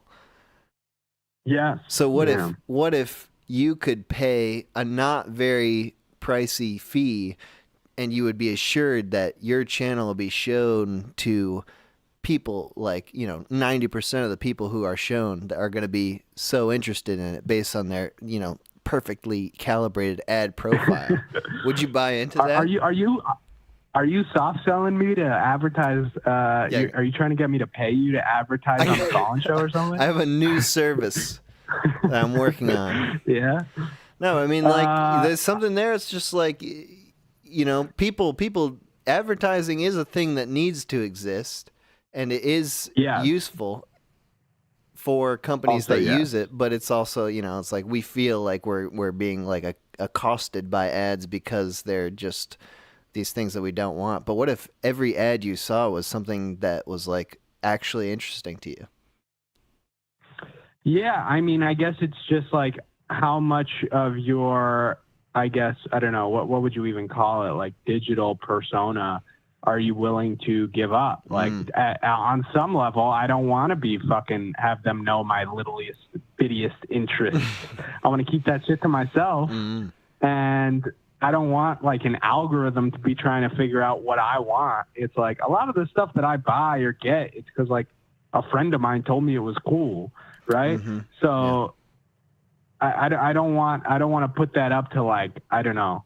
It like, if you tell me something's cool and you're not the one making the buck off of it. Right. Right. So it's like, I don't want the people that are trying to like up in my shit telling me what to buy. It's like, they're incentivized to like, I don't know, lie, take advantage, manipulate their words. Right. Like, so yeah, I think it's a bad thing. Like in every sort of stretch, like the more data we give up, it's bad. It's all bad. You don't think there's some sort of there's like oh yeah, go on. Okay, so speaking of it being bad, Christmas is coming up. Oh yeah, and I have bought gifts for like everybody that I need to, like my family and shit, except for my girlfriend, and I don't know what to get her. And I realized while listening to the show, I need to like be the fucking sleazy ad data guy and try to like digital profile my girlfriend to like figure out what the fuck she wants, because I can't figure it out. And I'm like, do I steal her phone, look through her fucking targeted ads, and just pick one at random? It's like, yeah, that'll do. That's a good thought, though. Is like if you could, you know, pay just like $5 or something to access someone's digital ad profile, and then you'd know exactly what they're searching. You'd be like, oh yeah, that's what they want. These are the keywords that come up in their online. 5 times just looked at it. Yeah. All right, hey, Thomas, thanks for calling in. Yes, sir. All right, have a good one. Bye. You too. Is it possible? Is there some sort of, I feel like, you know, I'm going to be on the wrong side of history with here, but is there an ethical ad model? Call from What is ethical? Dracula. Dracula? It is I, Dracula. Oh my God. Legato, it's been so long. No, I am Dracula. All right, fine. What kind of ads do you get, Dracula? Well, they're always trying to sell me new camisoles for my vest. New what? You're very quiet right Camisoles now. like ladies wear. I am a fancy man, Count Dracula. I'll kill you. Do I have to... What sort of phone does Dracula have? Is this, or what device? Where are you getting ads beamed in? Do they have those in Transylvania? Yeah, it sucks. They put a 5G tower outside my castle. Oh shit! And it's an eyesore for real. They don't do that thing. I've noticed this with the 5G towers. They'll sometimes put like fake greenery over them to try to make them look like weird trees. They do that for you? They didn't do it here. They just was like ugly castle, ugly tower. There you go, bam. And I'm pissed about it, and I'm gonna kill somebody. You know I'm Dracula, right? I can bite them in the neck. But that doesn't kill them. That just makes them into a Dracula. No. If you hit their the right artery, they will die. Oh, God damn. So you're a murderer? I'm Dracula, bitch. God damn. I don't give a shit about any of the shit. I've been flipping bricks before you were a type 1 civilization, motherfucker. So you don't, I mean, so then you've seen it all. You've seen it from the beginning of ads to now. What do you think? Like, things trending in the right direction for you, Dracula, or you don't like where things are going? Oh, it's always good for me. Bitches try to stop me, I kill them like they're fucking haters right then and there. So it's working. Yep. Like, I can just look at somebody and they freeze. And I can mess with them and touch them wherever I want. Do you feel like with you, because you're Dracula and you live in a castle in Transylvania, and like at this point, people are kind of wise, they're hip to the Dracula scheme, is it harder to draw people into the castle? Do you need to send out advertisements to be like, here's an Airbnb, fresh Transylvanian, you get a couple of windows and a nice bed? Like, do you need to bring people in, or you just go out and find them? No, they come to me. I am him. I am the Dracula. People want it. They come in here. You could like have a con where you're at. People could cosplay. Yeah. I had one chick come over and she was like, and I said, okay, kill her. It's a hard life being Dracula. You couldn't handle it. No, I don't think so. How often do you have to feed? Whenever the fuck I feel like, man. Dude, I'm rolling on Percocets if I can turn. Oh my God. And mother. Is that I don't prescription? give a shit about any of this shit. Who's your hookup, dude? Dude, you don't ask those questions unless you want to get killed. God damn. I'm nice with it. It was me. I built the empires. I seen the Magna Carta. I pushed a camel through the eye of a needle. Oh my God, wow. You're like the guy. I crossed the Sahara with a joint and fifth of Henny, and I didn't even give a shit. So this stuff doesn't really affect you at all. Like you're beyond advertisements. They can't possibly get into your brain. You've been around the block. Advertisements don't mean nothing to me, man. I'm Dracula. But, okay, I'm going to break character because I actually have a really cool story about advertisements. This is Legato, by the way. Hey, everybody. This is Dracula's prisoner, Legato. Yeah, nobody could have ever guessed it was Legato all along. Okay. But here's what happened to me. I have a very specific kind of guitar, right? It's shaped a certain way. It's not a Stratocaster. It's a Pacifica. It's fat and it looks a little different than a Stratocaster, right? Okay. And my specific Pacifica only has one pickup and a certain custom bridge. And I swear to God, an advertiser on Facebook who never, and I never posted a picture of this guitar, by the way. an advertiser on Facebook was trying to sell me a lamp that looked exactly like my guitar. A lamp? Yeah, like a neon lamp. But it wasn't in the shape of a Stratocaster like most guitars are. It was mine, and it had that weird bridge on it. And I was like, what the fuck? What do you think happened? Is it video? Are they looking at you? Where's it come from? I don't even fucking know. But it's like, that's a very specific body shape and a very specific bridge that lights up. So weird that I got that. Did it make you happy to see that? Did you feel like you were... Oh, no. No. I was like, how the fuck do they know what my guitar looks like? So you don't want that. You don't want to be targeted by ads in that way. Yeah, I don't. But I am. Dude, you ever heard that chick whose dad found out she was pregnant because of advertisements sent to their house? No. Tell me about that. Yeah, it happened. It was something like almost 5 years ago, maybe 7. Kmart did it.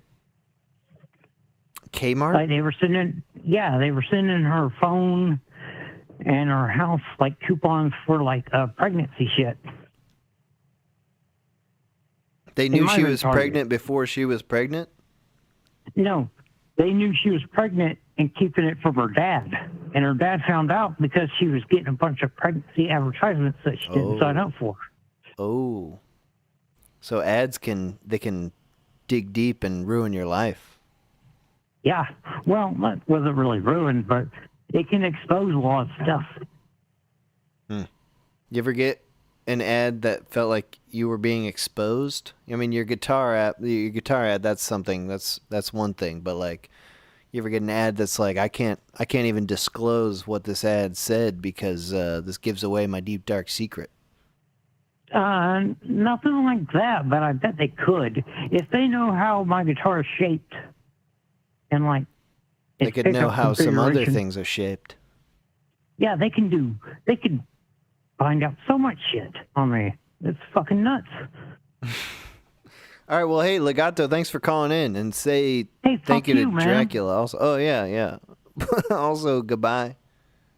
Bye. Okay. That was Legato from Dracula's Castle. Dracula still has a castle, dude? I mean, I guess it makes sense. He bought that shit a long time ago. I wonder what the property values are like. Could you Airbnb in Dracula's Castle? That's fun. Airbnb, get a room in Dracula's Castle. He's like a kind host. But there's a couple amenities you probably should have read into.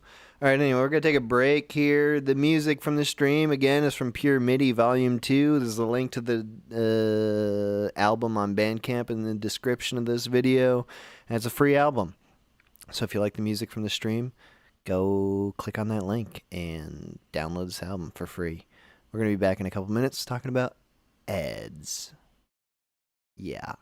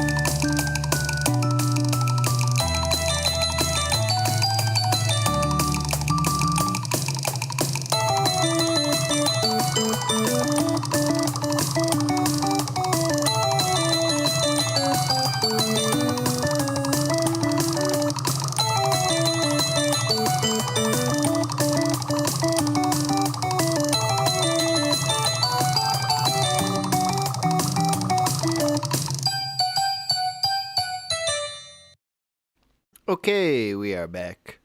Ooh. We're talking ads today. Advertisements. Call in 518-288-7938.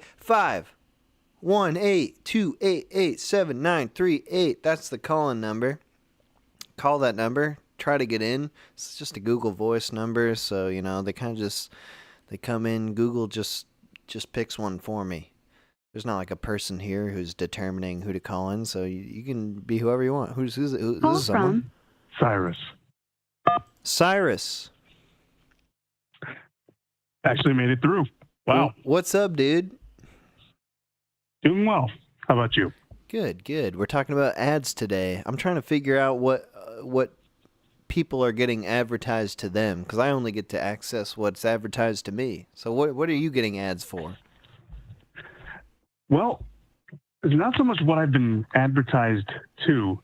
Have you heard of targeted proximity in-store marketing? No. Kind of a sort of a dark direction where advertising is heading. What on earth is that? Say you go into like your whatever grocery store you prefer. Yeah. You're standing next to, a product that you may or may not buy, and you have like the store's loyalty app or whatever. And all of a sudden, you get a coupon for the thing you're standing right next to. That sounds great. Some stores will have these. They'll have like these little Bluetooth beacons that ping your phone and sense where you are within the store and send you advertisements or coupons for the products that you're standing close to. Right, because they know where everything's stocked. So it doesn't need to be the item itself. It's the store is giving the information. Yeah. Is that bad? Not bad per se, just kind of eerie. Oh, yeah. That your emotions are being tracked and preferences are being tracked. Yeah, but like, I mean, if you're going to get coupons for anything, it might as well be the things that you want, right? I suppose so. It's like the weird thing with ads I can't figure out. It's like, we're not headed towards a future without ads. That's not going to happen. Yeah. So does that mean that the future that we're headed towards is just like ads that you actually want to see? I mean, I guess so. As companies have to get more creative in how they target their intended demographics. That could be good, right? It could be.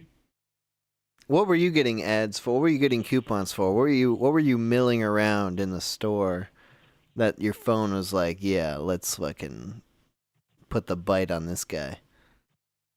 Well, the thing that sort of piqued my interest in this was that I would get ads for something not necessarily in store. I would get like times after I'd left.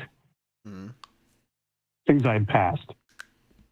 So maybe it detected I'd been standing in the soda aisle and I lingered there for maybe 30 seconds. A couple days later, I'll get an ad for a product that I was standing close to but didn't buy. I could see that feeling insidious of like ads. One of the purposes of ads is just like to make you recognize a product. And so it's sort of like, hey, did you know you were grocery shopping and you walked past this type of soda? You've never had it before, but dude, this soda is so fucking good. You should try it next time you go in there. Yeah. I don't know, maybe I'm trying to figure out like, I'm thinking like in the future you got your glasses. Everyone's got glasses.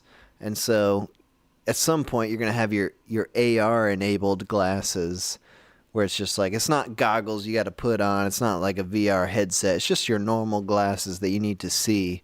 But then it's got like this, overlay, and everything that's in there is like, it's like a video game where it's like you could buy this and you get X points, and it like here's the nutritional data. It's like that's gonna feed your body in the right way, and also you're gonna get super points, double, triple points today for buying it. Like I feel like that's the goal, is to turn life into a video game where it's like everything you get, you're trying to min-max for the most amount of points. I hope it doesn't go in that direction, but I can definitely see it going there. That sounds fun to me. I don't know. It's shopping for necessities, turning everything into a game. What if you turned, your whole life into a game? And you could, it's there's so much guesswork you gotta do in real life where it's like, I guess this is what I need. I guess this will nourish me. But what if you had the actual numbers, the stats, and be like, this is gonna raise my strength +3. I suppose if you had a guarantee like that, that wouldn't be bad. It could have instructions for your whole daily routine. It'd be like, buy this, and then you got to buy this and do these activities to maximize the value of this that you bought. Do you think is that like, is it wrong to give people that much direction in the minutia of their daily life, just their everyday choices? Wrong? I wouldn't say it's wrong. I wouldn't welcome it personally. I wouldn't like this little sort of digital imp on my shoulder constantly tapping me and saying, hey, you want that? Do you think there's something that is, what's the wrongness that you feel about that? Like if you had some sort of super AI god that was just in your vision all day, giving you little hints, little tips and tricks on how to maximize your daily life. And it does involve buying lots of things, but it also gives you helpful hints on how to maximize them. What do you think is the evil part of that? Well, what sort of tips would it be in? The tips would be like, buy this and then utilize it in this way. It's sort of like assuming that you don't know what to do on a normal day-to-day routine. It's like kind of giving you the routine, or just being like, it's like the objective line in video games where it's like, you don't actually know where to go. We're just going to tell you where to go. What if that happened in everyday life? I would say technology is immoral. But it seems like something that's really easy for someone to exploit, and companies have every incentive to exploit that. So you say if that sort of thing existed, it wouldn't be for the greater good or even for the good of the individual. It would just be for, like, making money. I think it's very easy to... No, I don't think it would serve the common good at all. That level of sort of micromanaging and getting into the nitty-gritty and the minutia of everybody's lives. But then do you ever go to, like, fucking Walmart and you just see... like, everyone there is so fat and gross. And it's just like, these people clearly can't manage their lives themselves. Do you ever think, like, maybe somebody should just be telling them what to do all the time? Maybe that would help? Well, I think the remedy for that would be promoting good behavior. Not necessarily coercing it. How would you promote it? If you were in charge of everything, how would you promote? Well, I mean, the thing is, it is promoted. I mean, people still make bad choices even with good information. It definitely feels like at this point, good behavior isn't really promoted. It's sort of like the behavior that's promoted is how can you pay money to get instant gratification. As opposed to those same channels, you can still promote virtue and better habits. Like, what if that could happen? What if in the future it's like you just download your little AI assistant and you get to choose, like, do I want an AI assistant that's going to be the devil on my shoulder or the angel on my shoulder? Am I going to download the guy that's, like, giving me everything that I want all the time? He knows exactly what I want, and he's going to just present it to me, and it's, like, the cheapest price he can find, or am I going to download the angel on my shoulder that's going to be like, this is what you actually need, this is what's good for you? Does that sound appealing at all, or is that just like a scary tech future where people are not in charge of themselves? Not really, because I think it's important to retain that agency, to be able to make good or bad decisions on your own. Well, you feel like that as a guy, you know, it seems like you're a guy who likes to make decisions for himself. But what about those people at Walmart, dude?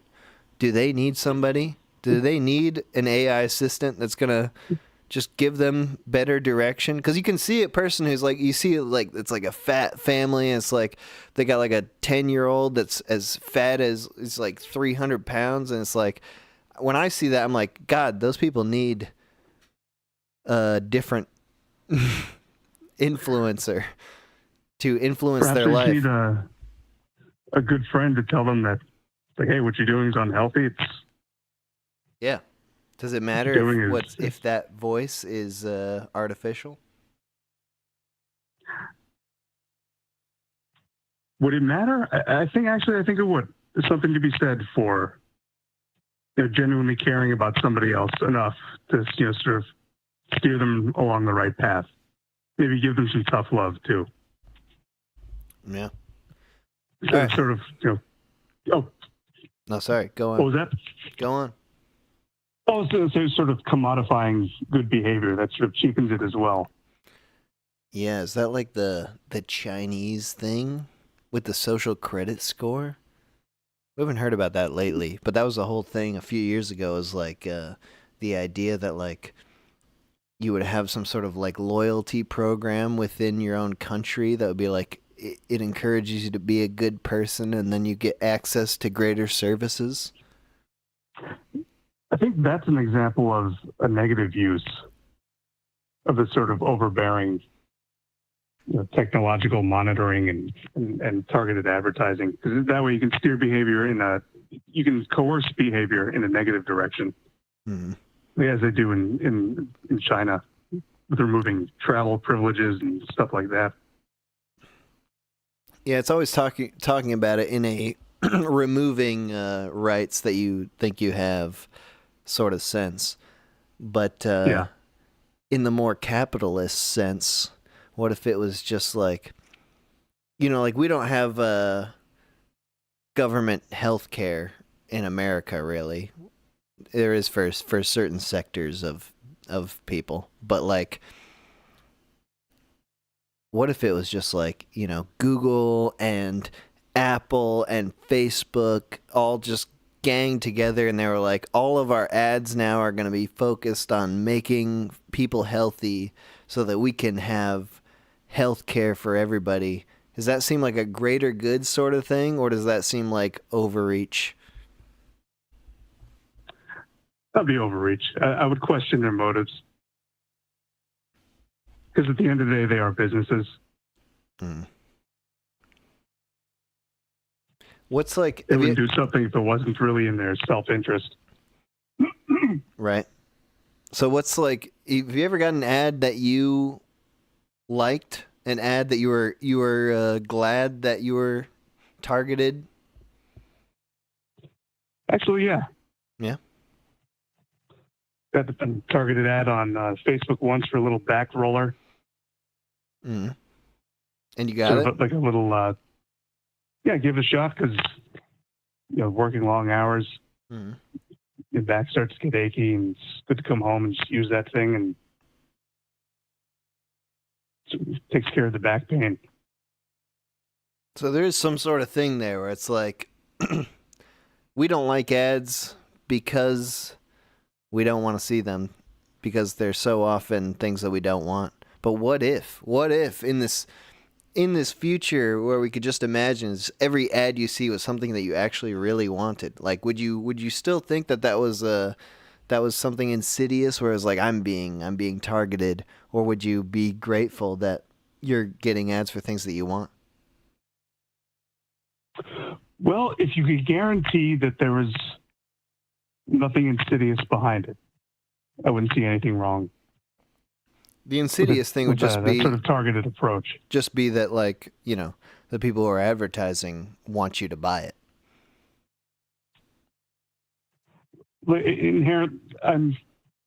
Inherently, no. I don't think that would be a bad thing per se. Yeah. Yeah, I mean, that's just like what I think about is like, I think ads will become more and more present in our lives. Like they're already more present than ever.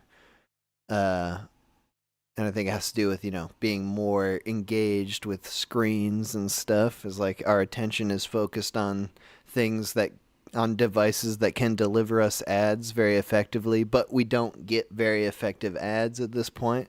But that seems like the problem that the corporations are trying to solve. Like they want to figure it out desperately. Like the whole point of showing ads to people is to get them to buy things. So if you could get them to show ads to people who are only going to buy the things that they show them to, that would be like peak efficiency. Oh, yeah. Yeah, that would be ideal. Yeah. So just the more information we can hand over to corporations and stuff, the better ads we would get. But I think the question you have to ask is it worth handing over all that information for the sake of better ads? Yeah. What do you think? I tend to think no, because you'd have to assume the goodwill of the people using that information. And I wouldn't say I'm pessimistic, but generally, I don't think it would be used for good reasons. So, but what do you mean by that specifically? Is it like... Well, in general, I believe more in keeping as much data of much personal data personal as possible. Not disseminating your own personal information. I think data is precious. But why? Why specifically would you think? I mean, and I'm not like disagreeing with you. I'm just for the sake of conversation. What is it about having personal information, keeping it personal? Like, if you could give over all your personal information and be given ads that were perfectly tailored to you, it would feel wrong to me because it's like, I want to keep things private, but if that information was just being used for ads, I don't know, is the question there like whether it's just used for ads or whether it's like being saved into a database to be accessed later by third parties, or like what is it specifically that makes you uncomfortable about having a lot of personal information like given to third parties? Well, one advertiser could have good intentions. I mean, once that information is out there, it's difficult to scrub something from the internet. So while, I wouldn't assume that every single, corporate entity or advertiser out there has bad intentions, because let's say they have a product they want to sell. But the fact that the information is out there, I think it's important to guard because of who can get their hands on it. Because advertisers do sell information, and that can get in the hands of governments. Not to put the tinfoil hat on, but I would rather have control over who has my data than not. So does it come down to that though? Is that the thing? Is government the sort of the sticking point here where it's like I might be okay with having my information out there strictly for advertising purposes, but then I'm uncomfortable with that data being accessible by, like the fucking FBI at any given point? I mean, that's a concern too. That's certainly possible. All right, well, hey, man, thank you for calling in. You're very welcome. Thanks for chatting. Good for talking to you. Hey, mate. Good for talking to you? That's a new one. It's good for talking to you. I don't know, so I'm trying to figure this out. It's like, what is the problem, really, with having all your information out there? Like, I don't want it to be out there. But I can't fully express why. Kyle. Kyle.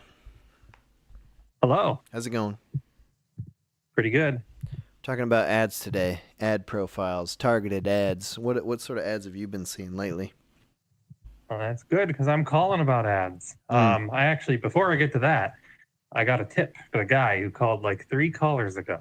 He was wondering what to buy for someone, and the tip that I learned, because modern problems require modern solutions, is if you really don't know what to buy for someone, just go and make a new Amazon account and add all the shit they like to cart.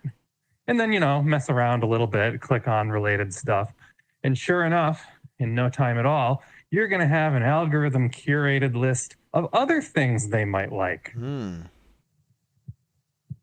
Have you done this? Hijack that system. Have you personally tried this system? Yeah, I did it for a family member once, and they actually really liked it. So I guess it works. So how'd it work? What did you put in there in the cart, and what did they get as a result of that? Well, it was a sibling, and she wanted clothes, so I just added the clothes that she liked, and then it, spat out a bunch of suggestions. Like, you might also like, one of those sections down there. So do you think, like, the modern algorithms are already working? They already do their jobs? I don't know if it's time-gated or anything, but presumably if you add enough items, it gets a pretty good idea of what your tastes are, even if you're inputting someone else's tastes. Does it require somebody who maybe you think in your mind has more basic tastes, or do you think you personally are also part of this? The algorithm knows what you want. Well, I mean, it would. A lot of those advertisers have tracking stuff in the cookies and on your computer. For this to actually work, you'd probably need to do it on a new device, or maybe a new internet browser in private mode, so it doesn't have any of the tracking cookies already attached to you. Right. Because, every once in a while you log into someone's account and you fuck up their recommendations on Netflix or something. Right. Well, so is this a good trend then for advertisements, that they're more directed, more targeted, or what do you feel about that? I don't know, but it is pretty convenient for me. I guess I'm selling somebody else's data in exchange for an easier gift-giving process. Like if someone could just make a gift profile. That would be interesting. And you could buy that? Yeah, there you go. But I think you have to be a big company in order to buy those big data sets. I don't think you can query hey, I need to know what to get Jim down the street. Let's get all of his Facebook ad info. Yeah, but what if he needs a new lawnmower? But what if a big company offered that as a service? Just be like, don't know what to get for Christmas for this person? Just buy you can rent their ad profile for a month, $5, and then you can see what they're interested in, and you can just buy it for them. Sounds a little invasive, a little dystopian, but I'd use it. That's probably how we got here. People being like, I'd use it. So is that possible, do you think? If that happened in the future, you wouldn't be against it. You'd use it. Yeah, I mean, you got to keep up with the Joneses. My gift-giving game would become weak if everyone else is using it. Right, yeah, they're all locked in to exactly the keywords that mean the most to the person. That could be nice, and you could even automate it. You could just buy it as a yearly subscription, and then you're presented with 5 different gifts. You could get these 5 different things, and you just pick one, and you just click buy, and then bada bing, bada boom, done. It's you put in their birthday, you got Christmas, whatever the other gift giving holidays are, and then it's just it just sends you an email when it's near enough there, and then you're like, all right, I'll buy this one. You know what? Fuck it. We're not thinking grand enough. I only buy these people gifts out of obligation anyways. I don't want to see them or think about them. give me a service so that it'll deliver it to their door and buy it for me anyway. You just got to click the confirm button. You'd be like, yeah, we figured out that this is the optimal gift. Do you confirm that we pay for this with your card? Just a little confirmation, like send gifts for Christmas. You're done. That sounds, I mean, live in your... I don't want to sound like a great. guy who's, you know, freaking just part of the capitalist system, but that sounds great. I mean, I could just live in my cold pod, eating my bugs, and never have to talk to anyone again. Be perfect. What do you think is there an actual, what if you could think of like what would be the actual problem with that? What would you say it is? The actual problem with that is shockingly a optimistic thing in that I don't think you have that level of accuracy for grabbing a specific person. I have worked with sensitive data and databases before, and a lot of the time it's kind of anonymous where people just become a literal number and it has a bunch of things associated with them. So you probably couldn't look up a specific person. You know, people are pretty basic sometimes and they fit into a bunch of common archetypes, but you'd probably never be able to look up someone specifically to get a perfect gift for them.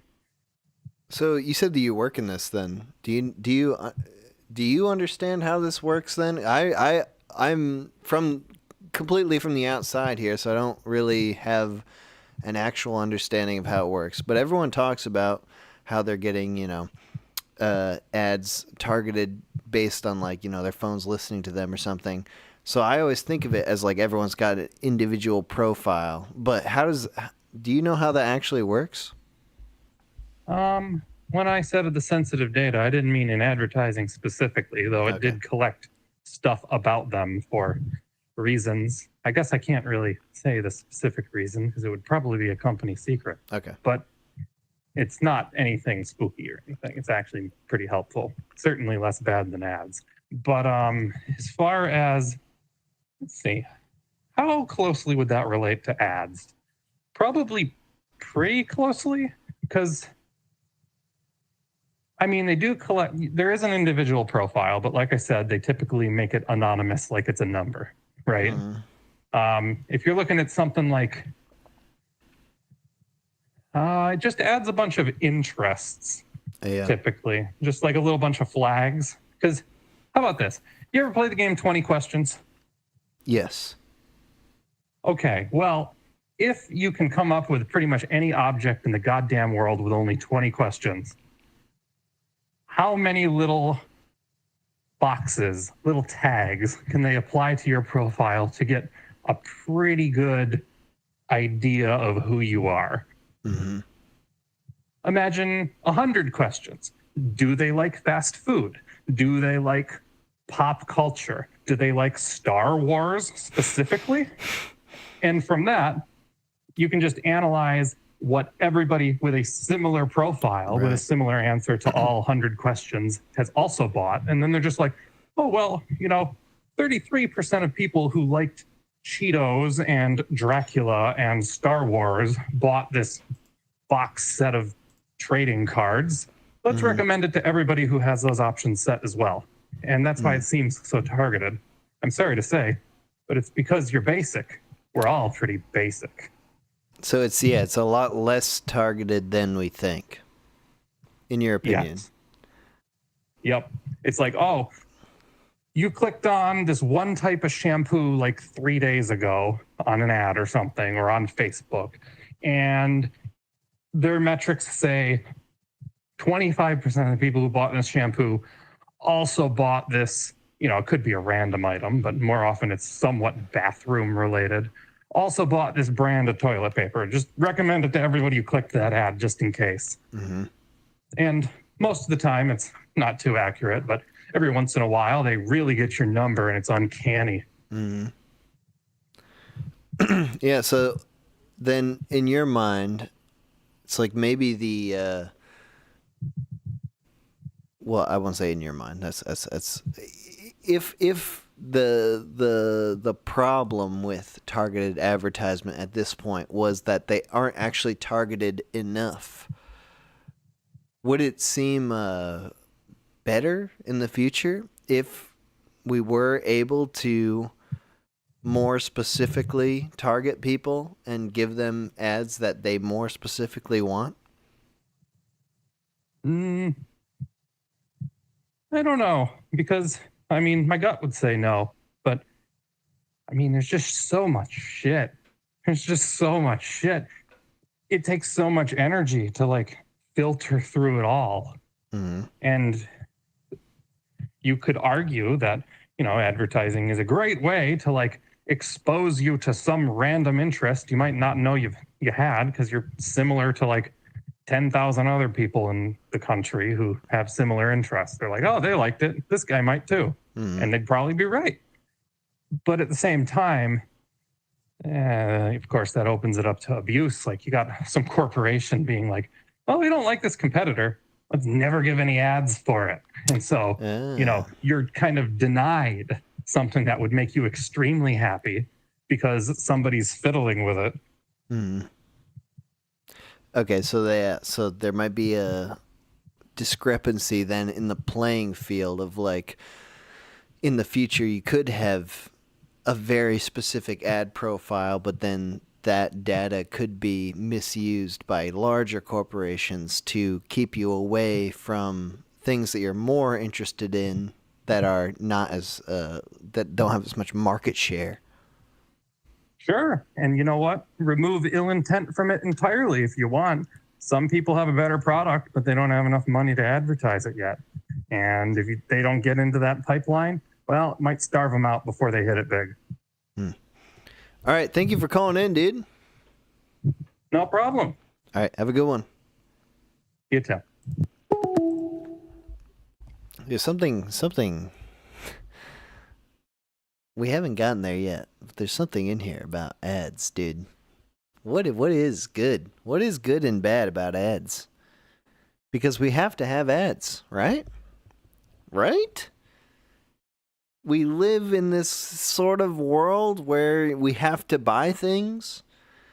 And so is there a way to do this that is good? And does it require giving more of your information over to people to create ad profiles, to get a more targeted result so that smaller companies can target you more effectively than just like having a large company that sends ads to everyone? Is that a good thing? Is that bad? I have not thought about this enough to have a real opinion. But there's something odd about this where it's like, it seems like the more information you give, the better ads you would get. But there is clearly a thing holding us back. It's like we don't want to be known by advertisers. I don't want to be known. But what's the real downside? I don't know. We'll try to figure it out. We're going to take a quick break here. We're going back to music from Pure Midi Volume 2. If you like the music in the stream, click on the description of this video, and you will get a link to the Bandcamp album that I'm playing all this from. It's a free album, so if you like any of this music, click on that link and download this album. It's totally free. We'll be back in just a few minutes. More talk about ads.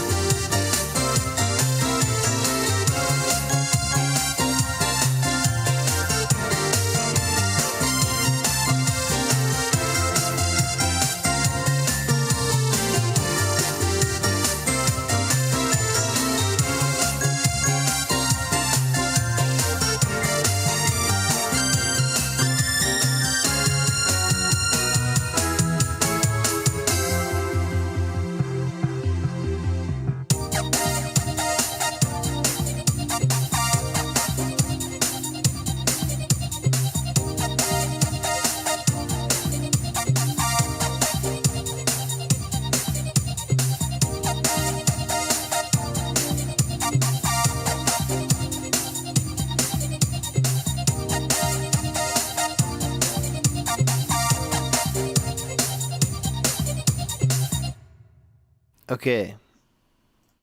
This is the Colin Show. Oh, my God. We have a call. Hello? Hello. Hello? It's Dave. I forgot to say my name. I'm sorry. Dave? Yeah. How you going? How's it going, Dave? That's good. I'm glad I got through. Yeah, dude. This is an international call. Advertisements, eh? Yeah. So that's it. Coming to you across the ocean.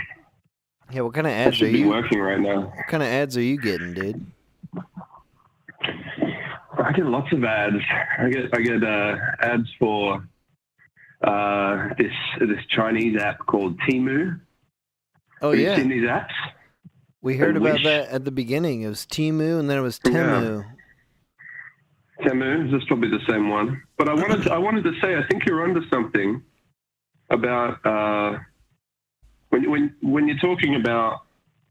I think the reason why people feel that advertising is bad is because it's not good. It's not accurate.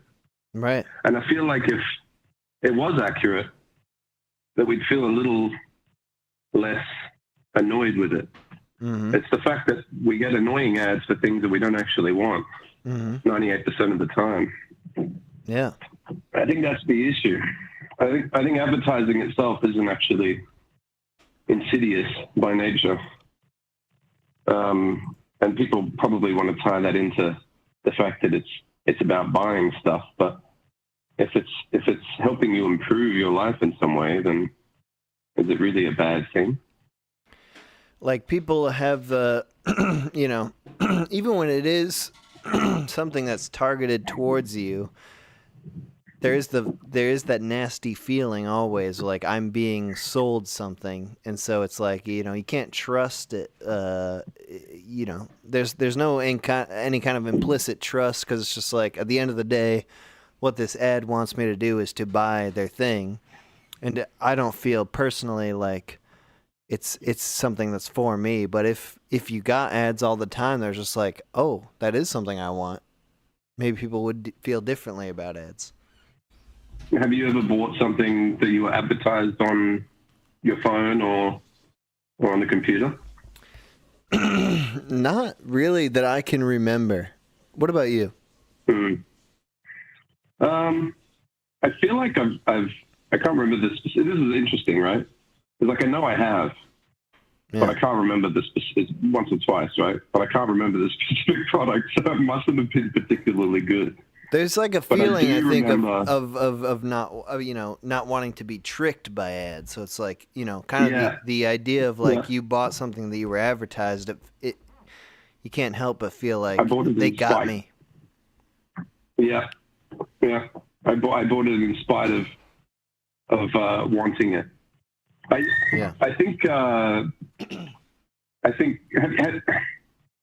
have you ever or have you heard of this phenomena where we have 3 or 4 streaming apps to stream content, but it still feels like I spend a lot of time switching between them, not able to find something to watch?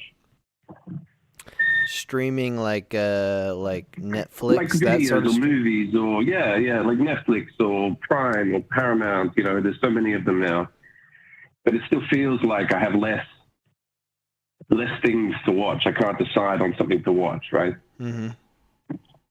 And I think that isn't because there's nothing out there that I would enjoy spending time watching. It's that the algorithms, the way that the content is filtered and presented to me is unrefined.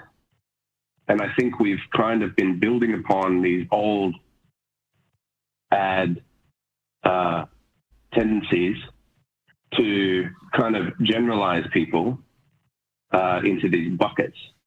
And I think if we had more data, if we actually did, just flick the switch and go, I don't care about my personal privacy anymore, those sorts of problems would go away. You wouldn't actually need 5 streaming apps. One would do. because you couldn't watch all the content on Netflix in your entire lifetime, right? Or it would take a long time to do that. But if they were only feeding you 3 things, this is what you want to watch tonight, and it was correct. It's like, yeah, I want to pick one of the 3 things that they're giving me. Yeah, I mean, like, that's what I'm thinking. Is like, wouldn't you be so grateful if the algorithms actually worked and it presented you something that you actually wanted to watch? And you can apply that to everything, right? You can apply that to any kind of algorithmic, feed on YouTube. It's the same, right? I have to make sure that if I watch something or like a video on YouTube that's an edge case interest of mine, that I go back and I delete it from my watch history, because I know that YouTube is just going to go, oh, you're interested in Siberian barbecue. Well, here's 35 different channels of that specific thing, because it's actually dumb. They're actually not that smart. So if I were to go on, and I don't know whether that ties into the rise of like streaming, where you don't have to make a decision. You can just sit there and just have the one thing on, even if it is complete slop. Could be something to that. You're not having to make a decision. Have you ever had YouTube ask you? I had this once on the app, on the mobile app, where YouTube asked me specifically, like, what do you like? And it gave me a list of videos. It was like trying to tailor the algorithm to my interests based on what I actually picked, like, from this list at this one time. And I couldn't even do it. I couldn't even pick, like, when faced with the choice of, like, what is YouTube going to show me from here on out, I was like, I don't know. Well, like, I guess I like this, but, like, I don't really want YouTube to show me a bunch of this. I almost preferred it when YouTube just shows me stuff based on what I actually click on. Rather than trusting it to anticipate what you might want to rather than trusting myself to determine that. It's like YouTube shows me what it knows I like. It shows me the videos that I click on that I actually it's not based on like my brain of like what I think I like. It's what I actually click on. Like, I watch those police body cam footage videos just because I like to see people, I guess, getting in trouble with the police. I like that. I like watching that. I want to see that. It feels like it's educational for me. It's like if I get in trouble with the police, I'll have a little bit of information about how I should act. But like when YouTube asked me specifically, like, what do you want to watch? I can't even make the choice. I'm paralyzed with indecision because I don't want YouTube to be like, yeah, you said this. You said that you like this. I want it to just take you at your word. Because it doesn't. I don't even believe myself. YouTube knows better than what I know what I want to watch. Do you ever on your homepage? Do you ever click the 3 dots, the ellipses, and then say, "I don't like this video"?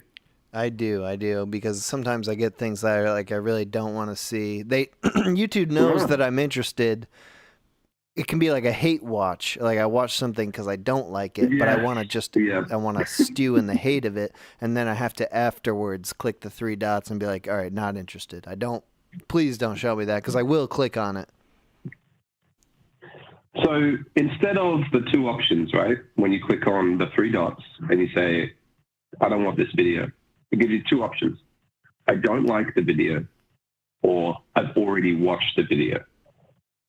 If we were to have this whole situation of the personal AI, right? You've got a personal AI who's handling your advertising profile, right?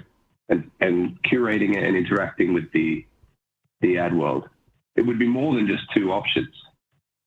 Because that was a hate watch. You can feed me one of those videos once every 2 weeks when you can sense that I'm in that kind of mood, and then it'll feed it to you right at the right moment. But at the moment, it's not a very robust algorithm. You know, if you tell it, I don't like this video, you get, I've already watched it, or I don't like it. There's no nuance to it. So do you think, like, this would be the question I have then, is like, do you think we should have more control over our ad profile or less? Should it be that, like, should we be able to access it specifically and be like, these are things that I will watch, but when I'm in a specific mood, and then you can just, like, on your YouTube homepage, just be like, I'm in a hate watching mood. I want to see all the videos that I hate to watch, but I do click on them, but I hate watching them. Or should it just, or should it be this all encompassing thing of just like, we will try to understand your mood? Do you think you should have a choice over that as an individual, like what sort of stuff you're watching, or do you think that the algorithm should take over and just tell you what they know that you want to watch? It depends if we're talking about how it is now or how it is in the future. How it is now, I think we should have more input because it's not at a point where it's clever enough to fine tune it. But I think ideally, I think the less input we have in restricting in filtering what is available to us, the better. Because I think people are really, really bad at branching out when they're by themselves online. Yeah. They want to, we've been herded into filter bubbles, but we also do it to ourselves, right? Mm-hmm. The reason why the news is all blood and gore and divisive stuff, or really feel-good stuff, is because that's what we choose to watch. Right. We don't really like putting ourselves outside our comfort zone. So, like, it would be great. That in, and I think it would be great if there was an option on YouTube that was just like, I want to watch videos right now that all have less than 1,000 views. And they're still, that's exactly right. They're still based on, like, you know, like my interests generally, but like I want to see stuff that people haven't seen before, and I want to determine for myself, like, whether that's worth it or not to make that leap. That's something that's very much not an option because, you know, all these sites, they want you to watch things that, you know, they want you to get on bandwagons. Well, they want you to get on bandwagons, but it's also like there is an element of like the back end, the technical capability of the platform, right? They have so much data, they have to store it. It's the same with Netflix, right? They'll have the license for all these movies, and they're all available there if you search for them.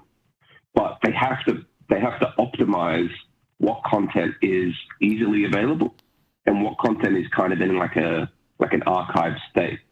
So all content on YouTube isn't stored in the same way.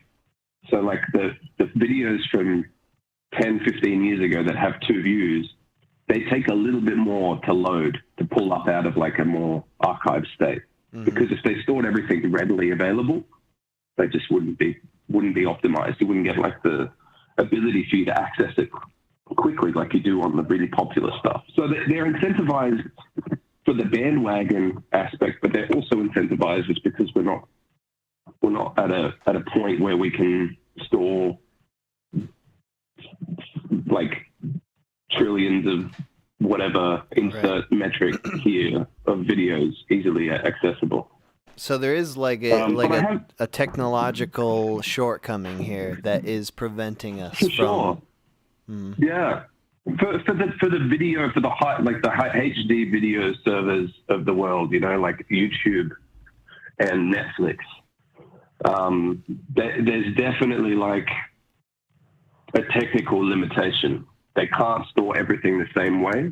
If you were to search up Good Burger 2, I'm sure you could get the movie up and then load it, right? But it's not going to necessarily constantly be there on people's feeds because they go through cycles of stuff that they want to present to their audiences based on their likes, and then also, oh, hey, we have this stuff, I guess kind of on the back shelf of the DVD closet. it's a bit more effort to go and get it out and put it in the tray versus the stuff that we have here we're showing on or putting on show.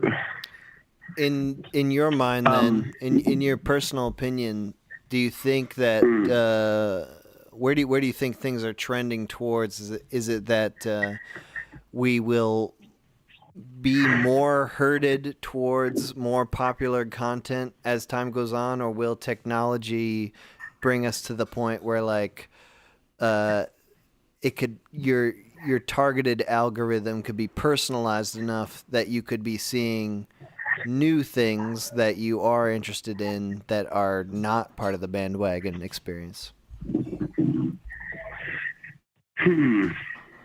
I think I have thought about adjacent type questions.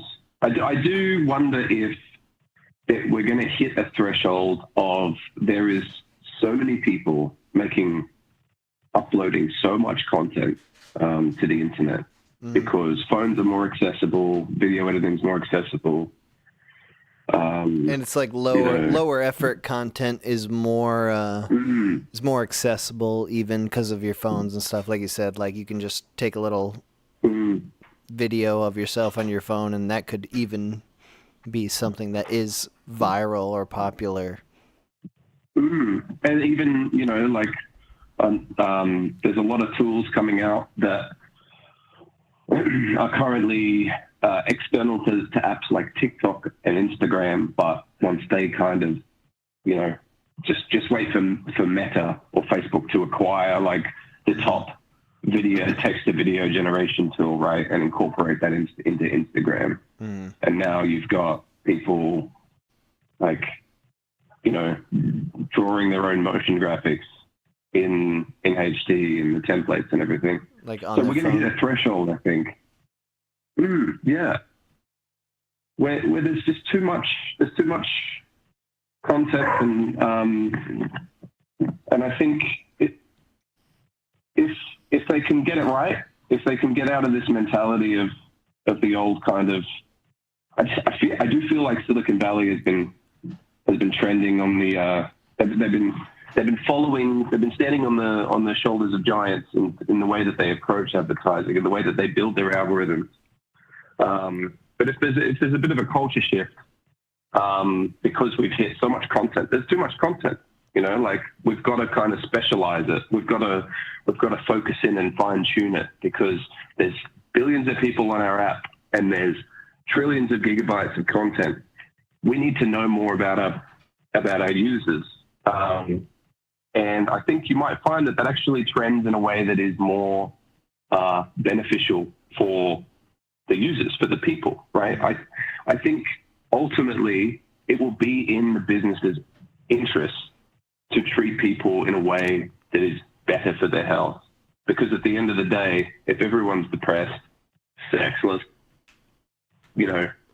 stuck inside, yeah, it might make a bit of money at the moment, but I think once they start to think, 30, 40 years ahead, they might actually have the data to go, oh, hold on, we're going to shoot ourselves in the foot if we don't start trying to improve people's lifestyles. And you might say that that's a bit like, like the social credit system, that sort of thing. But I do think ultimately when we think about the government or businesses or corporations controlling people, we think about the people that we love and we don't want them to get controlled. There's a lot of people on Earth, dude, and I would say just under half of them are below average, right? Right. And I think some of those people need to be told what to do, personally. All right. Hey, thanks for calling in. Thanks for calling. Hey, real quick. When you click on a website and you get an ad on the left-hand side, like a Google ad. Mm-hmm. Yeah. So the second you click on that website, you know how it takes a little bit to load? What's happening is there's an AdSense marketplace, and there's a bunch of ad companies that are bidding on the right to serve you that ad. So when you see that ad, that has been hard fought and won to be served to you. So don't forget that. They bid in real time to show you those ads, real time. So just maybe stop and look at the ads every once in a while. Thank you, sir. All right. Have a great day, dude. Goodbye. Thanks for calling in. Yeah, brings up an interesting point. And I guess what I think about when I am thinking about that and the future of ads is what he was talking about with there's only going to be more content. As time goes on, it becomes easier to do. More and more people start doing it. More and more people think that that's their job, is to serve the internet. And, you know, for a lot of people, it's like a thinking of a way to be popular or be famous, which is like some sort of, evil thing, like the desire to be famous. But sort of what it comes down to is like if you want to make things for the internet, you have to determine of your own free will whether you want to serve the algorithm or not, whether you are making stuff to acquire an audience. Well, I feel like anybody who's making stuff is trying to acquire an audience, and it's like whether you want to game the system or not, whether you want to make stuff that you think is good versus whether you want to make stuff that you think will acquire you an audience. And I think that's something that happens on YouTube a lot. I can't speak to the other platforms because I'm not really on there, but like the idea, we see it on YouTube of just like so many people who make YouTube videos are clearly trying to feed into the algorithm. They're trying to do what they think the algorithm wants, this nebulous thing of like, I think this will get me views. And I did that, back in like, I remember having that thought like in high school and when I was early on in YouTube, just thinking like, this is what will get views, like trying to make videos for that purpose. And that's where the weirdness, that's where the insidious part of ads come in, is like whether you're trying to make something that is actually appealing to you or whether you just think it will be appealing to others. And that could come more into play in the future, is like where you can't get views, whether based on just like what you think is good. You have to actually like specifically game the algorithm in these very specific ways, because then you're kind of, nobody's winning in that scenario. It's just like everyone's making this very ad-friendly content that nobody wants to see versus someone who's making something that's particular to them, that just by the virtue of being something unique is applicable to other people. Anyway, I'm going to take another quick break. I know it's just one call, but we'll just do one more break here, and then we'll do one more quick call-in section at the end here, and then we'll be done. We're talking about ads. This is all music from Pure Midi Volume 2. Click on the link in the description. This music, it's free download for this whole album. I'm only playing about half of it. Not even. So, yeah.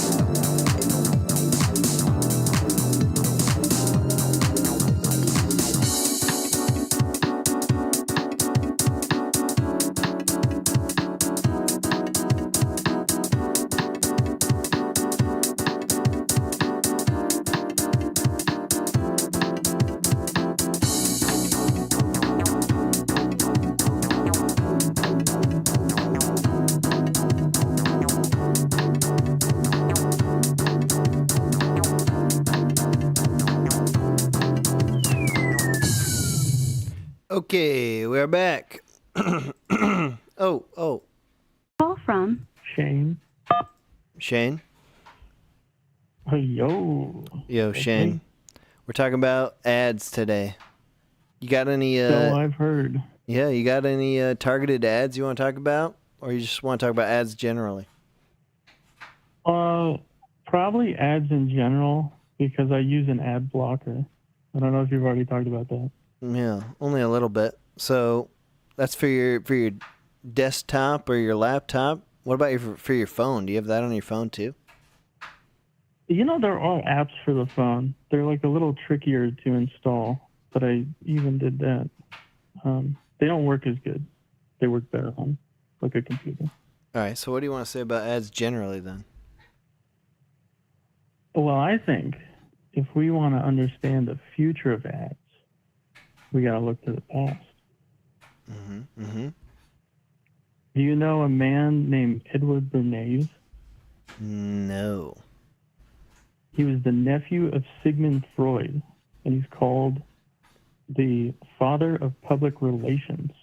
So he actually came up with that term because the previous term that they used, propaganda, started getting bad press. But he was in charge of like multiple campaigns in the early and mid 20th century. One of them was like cigarette companies. You know, men were smoking. That was socially acceptable. But it wasn't socially acceptable for women to smoke. So the cigarette companies were trying to come up with a way, how do we get women to smoke, right? So Bernays' whole thing is like, let's figure out how to make people want things that they don't think they want, or they don't want right now. Let's somehow get them to desire it. So what he did was, like, during a parade, he had a bunch of feminists smoke cigarettes. He paid them during the parade. They'd be smoking cigarettes, and the women who saw this parade modeled their desire after, you know, like these celebrities. It worked. It totally worked. He also got people to like eat bacon, and he worked with some like fruit company that overthrew like the Guatemalan government. And then he also worked with like World War II propaganda. He was very influential. So do you think that ads in general, like, they are just like a form of propaganda where they're trying to get you to want things that you didn't necessarily want before? Yeah. And I mean, like, there's good and bad. Like, you know, I didn't know I wanted an air fryer before I got one, but now that I have one, I'm like, oh my gosh, this is awesome. So like, there are benefits of like products, but I think like a lot of why things are so like weird now is just kind of like this unhinged desire, or really like unfulfilled like desire and fantasy that a lot of people have in their minds, like almost constantly. In the sense that, like, people think they're unfulfilled in their lives, and so there's something out there that they've never even heard of that's going to like bring them to the next level. Yeah, like that was another thing that Bernays worked on. Taking from Freud, you know, he was very interested in like unconscious desire. And so like some of the ads for like automobiles back in the 50s and 60s, they're actually really funny to watch because they're like almost like explicitly like sexual. Like there will be like a woman looking at a car And she's like, "Oh, look at how long it is. I can't wait to like sit in it." And so they're turning the automobile, which is just a thing that like it's a form of transportation, into a symbol of like a male sexual energy, like a penis. Mhm. So it's interesting how our unconscious desires become embedded in products. So like an easy one is, like beauty products for women. For men, I mean, they have the same thing, like a nice suit. But then, like more ephemeral stuff betting, gambling is like really common nowadays. And it's the desire that, at the turn of a card, you can have so much more money, and like money is power. So, but I think it also applies to like people's relationships. Is like we get unrealistic expectations about the mate we could have, and it just doesn't work out like that. Yeah. Well, dude, thanks for calling in. Great hearing you from you. Yeah. Yeah. All right. Thanks for having me. All right, have a good one, dude. Dude. Oh. Hello? Hello. Yo, who's this? Is this for the Minute Hour Call-In show? Yeah, you're on, dude. Who's this? Oh, hi. So I want to add on to the last guy's point. Okay. He was talking about how they're advertising gambling a lot now, and I really think that's an interesting point there, because I know you're up in New York, so in the Albany area, I'm down here in Maryland. Around here, we've started getting a lot more ads for DraftKings, the sports gambling site. Mm-hmm. I don't know if that's the same up by you. Yeah. And it's interesting because the more people advertise, the easier it is to tell they're struggling. How do you mean? They're desperate for customers, so that's why they're advertising more in order to get these last customers. And there's a lot of things like gambling, alcohol, all of that. They have to advertise so much. Another thing I find weird is apparently ads for prescription medicine is like solely an America thing. Yeah, you see that a lot on like the cable news shows. They're advertising a lot of meds. Like Ozempic comes to mind. Mm. And they give them these weird, cheery jingles. I find it funny. My buddy made a joke the other day. They were talking, who's your favorite rapper? And he goes, the guy who lists the side effects on the medicine commercials. Do you feel like, so you're talking about ads that like don't feel like they're targeted to you specifically. It's kind of like fun to listen to those ads because you don't feel like you're being sold to, really. You feel like it's being sold to someone else. But, I mean, I watch a lot of YouTube, and the YouTube ads have been consistently weirder. Yeah, like what are you getting ads for? I'm getting a lot of ads for the Daily Wire, and their movie Lady Ballers. Those are like the two ads I've gotten consistently. But like, it's funny how they target those ads. It's kind of creepy in a way to me that they watch you so much that they can know what to advertise to you. It's kind of unsettling, kind of creepy in a way. I felt like, I sometimes like to watch YouTube compilations of ads from the 70s or 80s or 90s just to watch old ads, because I feel like they're so old that they're clearly not targeting me at all. Like they couldn't be targeting someone 30 years in the future or 40 years in the future. So it's kind of fun to watch them and just be like, oh, like just to see like, oh, ads are fun and something. It feels weirder when I feel like I am the audience. Yeah, I like some of the old PSAs, especially the British one. Like British what? I've only PSAs seen like the more you know type PSAs. British PSAs are insane.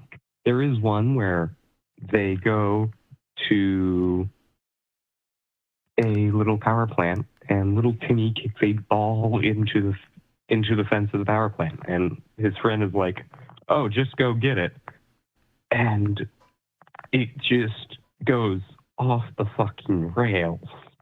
What happens? Does he get brutally murdered? Yes. He gets shocked to death.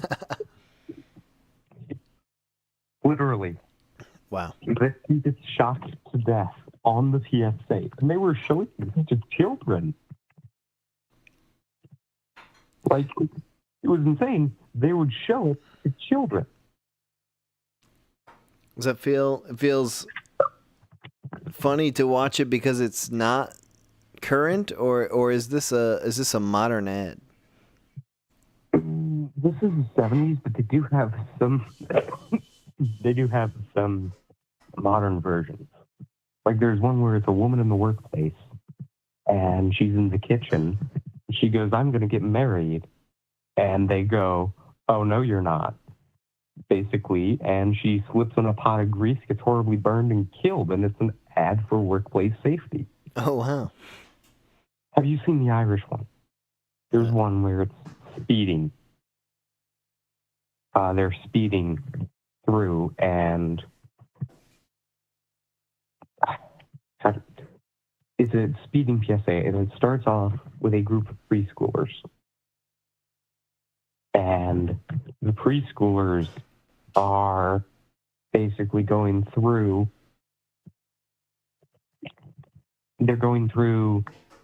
just a normal day, and this guy comes speeding down the curve, and it shows an empty classroom afterwards. It goes like, "Speeding kills, don't speed." He sped through the whole class? Yeah, basically. Oh, nice. And like, another thing I feel has changed a lot than before, movie trailers. If you look at movie trailers from like the 80s or the 90s, like they're normally, this is who's starring in the movie, this is what the movie's kind of about, and it's always normally a voiceover. Dead Poet Society trailer comes to mind. And what's interesting is that you don't see that now. The 2000 comedies also did it. Now it's like the Inception music, like the just like a couple of shots real quick. It's all this big music, these lines, and then big credit names. And it's kind of lost that endearing simplicity to me. Is that just like, is that a generational thing? Do you think that, I mean, like younger people probably don't even have the conception of what old trailers were like. They probably just think that's what trailers are like. Yeah. Funny enough, I'm 16, so. Oh, wow. So you just, you just look when through I these grew old up- things? When I grew up, we had DVDs for everything. You know, there was Scooby-Doo and Zombie Island. That was a DVD. I'll never forget the trailers on that DVD. They were all that kind of 2000s comedy-style trailers. And the other thing is that we see this push for ads that just like, ow. I'm sorry, I'm looking at your chat. Somebody just said I sound 32. It's okay. Don't worry, the They chat. called Don't me read the old chat. kid like Jesus. Do you think like movie trailers will turn into the Instagram ads that we have now, where it's just like a guy talking about, like on a podcast, he's just like, "Oh, dude, I saw this movie. It fucking fucked me up, dude." Like, and the other guy's just like, "Oh yeah, dude, that fucking movie. I've heard about that movie." Like, will they stop just being trailers entirely? They'll start just being people talking about things on podcasts. You know, every movie trailer will start with Joe Rogan. Dude, I watched this movie. before every Man, I took podcast. some Alpha Brain, and then I watched this movie. You haven't seen this movie until you've seen it on Alpha Brain. Yeah. All right, dude, thanks. Elon in the corner. Thanks for calling Elon in. the corner. Tell me more about it, Joe. All right, well, thank you for letting me call in. Yeah. Have a good day, dude. Have a nice night. Bye. Yeah, I would like to see where ads are going, because it seems like the general direction is just people talking about things on other internet things that already exist. Like, that's a way to lend legitimacy to a product. Ooh, this is a suspected spam caller, says Google. Call from Clayton. That's not a Clayton? Hi, Norm McDonald. I'm back. Dude, Google told me you were a spam caller. Oh, what? Yeah, because I kept trying to get a hold of you. Oh, okay. Well, we're talking about ads today. What kind of ads are you seeing? You getting targeted ads or what? Oh, boy. I have a story to tell you. All right. So, I'm sure you remember me faintly near the beginning of the year, the guy that kept interrupting you. I'm so sorry for that. No worries, dude. Well, I spent over half my life in atheism, okay? Like hardcore atheism and really worldly. This is the first half or the second half? Oh, like second half, like since I was like 15 or 16 or whatever. But I'm 31 now, about to be 32. But yeah, I was really dead set against not believing in God. I thought it was nuts.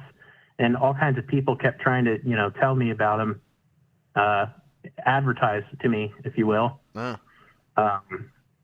And in-person my parents, ads. and really targeted. Your family's targeting you. Yeah, well, it wasn't just my family. It was just like it was everything from everywhere, and I just kept, I kept rejecting it and stuff. And one day I was, I was starting, I prayed, I asked, I said, okay, Lord, if you're there, if you exist, please show me things that, and I prayed in my head too, because, I had this whole paranoia thing, about, people gaslighting me and stuff because, schizophrenic kind of tendencies or whatever. So, I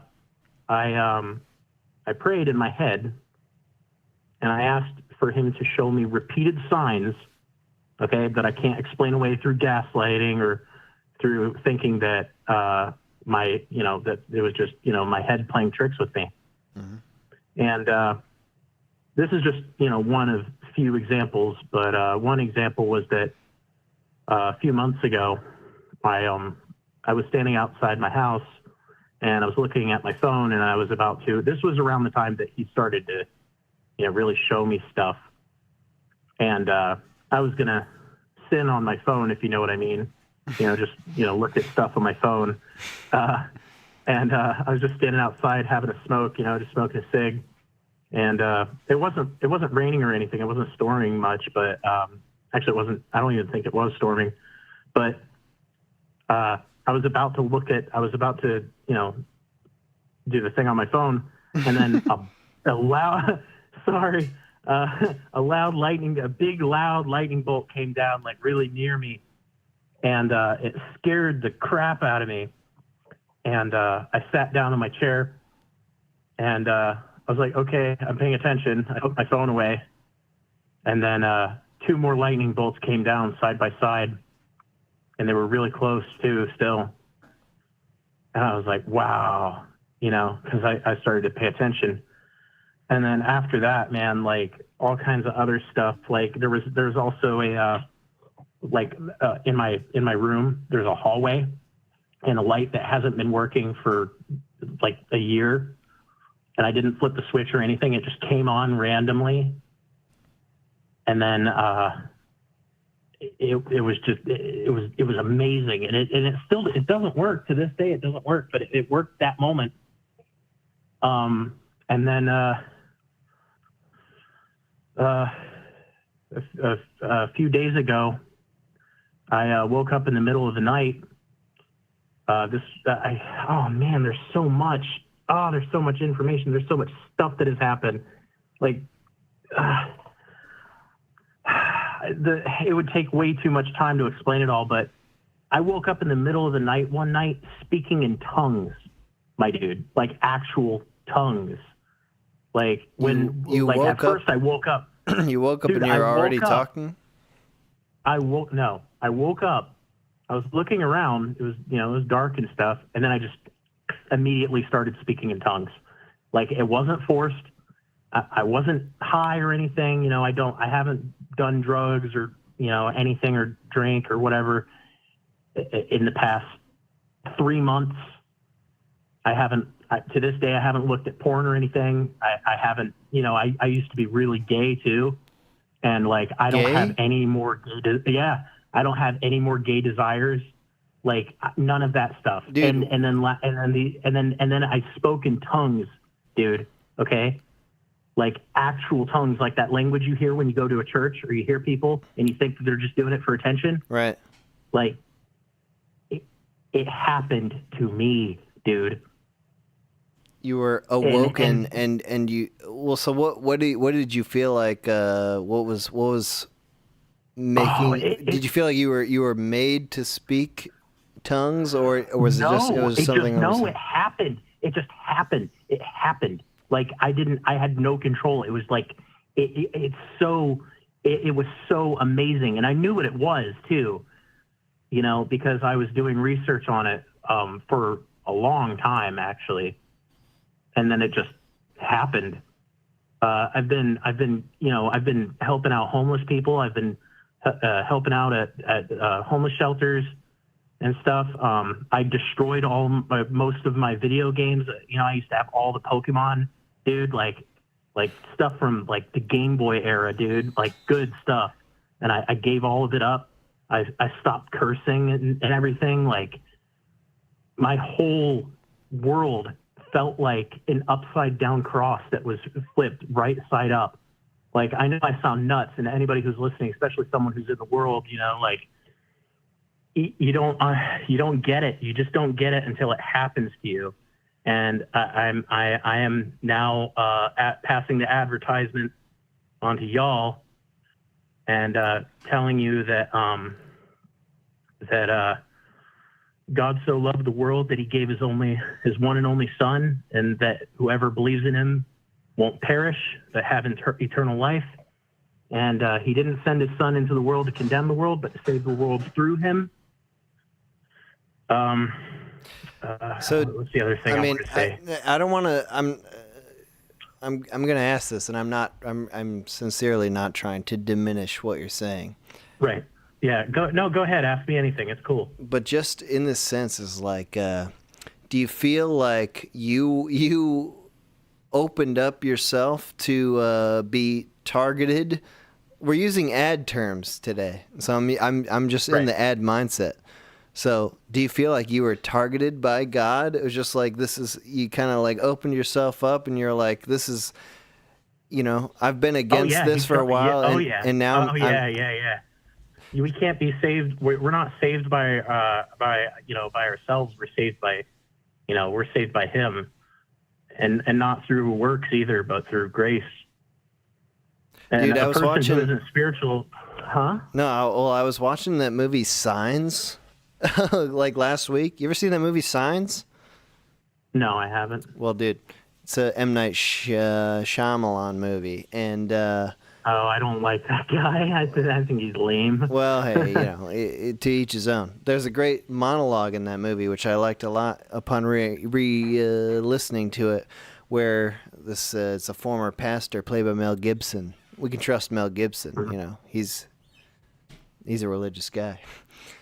But he talks about how... I mean, being religious isn't really good either, because that's legalism. No, yeah, okay, I hear that. Well, just in this monologue that he talks about, he says that there's two types of people, and that there's people who believe that things happen for a reason, and there's people who don't.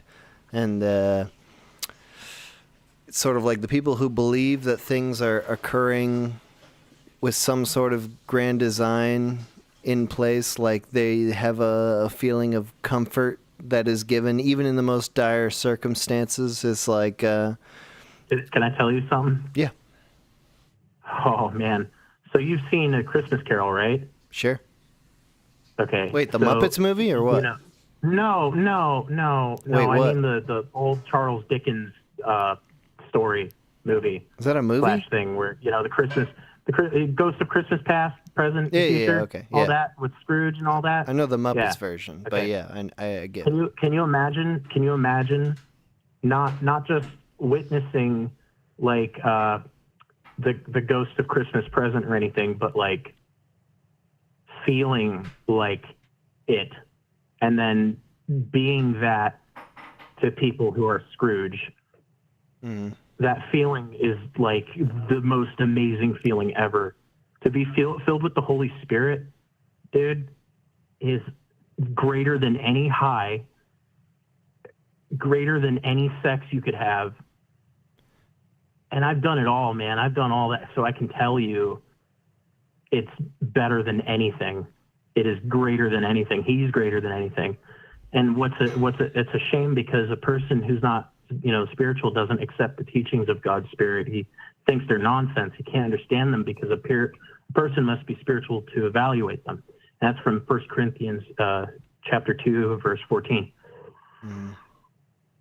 Yeah. Well, what I want to ask is, was it this particular thing that changed your perspective? This sort of, I guess I don't want to say religious moment, but like a spiritual moment. Something. How would you describe what you had? A spiritual moment, perhaps? Yeah, full communion with the Holy Spirit. It's something that was personal to you. It wasn't like pre-prescribed. Yeah, and it's something I can't explain. I can't explain away either. And what sucks is that the only way that people are really going to get it, the only way that people could actually truly get it, is if I were to like mentally transfer that information to them. So it is. It's a personal thing that happened to you. That's what you're saying is that it's it's not something that you can properly communicate to someone else because it was intensely personal to you. But in your life before that moment, like are you seeking things that speak to you? I was already looking for God. I was already looking for God because I aligned with him. I aligned with his whole how he feels and stuff. And then I started to sympathize with him, the character at first, because that's all he was to me before I got filled with him.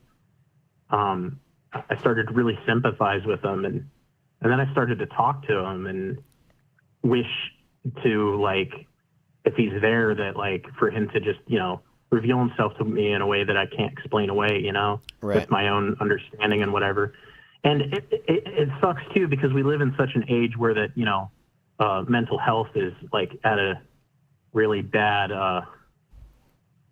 place, so like any spiritual moment or feeling or experience explained to someone else would just be thought of as, craziness or schizophrenia or whatever. But like unless it happens to you, man, like but if it does happen to you, if you do like truly actually find God and you like witness his awesome power, like really truly read the Bible, because man, after that experience, dude, like, well, what's your what's your personal, because you've had this experience, what do you think of? Oh, it's a collection of experiences, man. It's a lot of stuff. But what do you think of someone who has had a similar experience, but maybe they've gone too far with it? I've seen like a lot of like real schizo type people who they'll well, hold on, they'll see I'll like explain that to you. Well, but they'll see like they think that everything has meaning, and so it's like they'll see a number appear on their radio, and they'll be like, "Oh my God, that Okay, that's number legalism. means so much to me." Yeah, that's legalism. You think that's something that's That's legalism. pre-prescribed? It's not. But It's I mean, not personal. God can speak to you whichever way He wants to. I mean, like with numbers and stuff, obviously, but like to be OCD about it, that's not good. So then, from your perspective, what is the goal here? What were you taught through your experience? Is the way that you want to live? Like I can tell you what He told me specifically. Take heart and endure. Keep your faith. Be honest and admonish the people. Hurt the demons, not the people. I'll protect you as I always have. I'm coming quickly. Hold fast what you have. Oh, wait, hold on.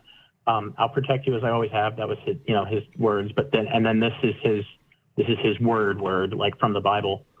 I'm coming quickly. Hold fast what you have so that no one may rob you and deprive you of your crown. Revelation 3:11. Also, I want to say that there's no real actually going too far in the faith, so long as you're not being legalistic. Like Mormons, for example, they're legalistic. Catholics, they're pretty, I would say that they're apostate at this point because of how woke they are, because, sexual immorality and all that. But anyway. I guess what do you mean by legalistic, I guess? Like, I don't know if I fully understand. Oh, well, legalism is like, for example, women not being allowed to wear pants. Okay, or like always washing your hands before you have a meal. But I just want to say, I want to say this before I forget, though, that when He comes back, and I really believe with all my might, not might, because I have no might, it's only through Him that I can do anything, but I really believe, and I'm so happy that I got saved before I noticed that all this stuff.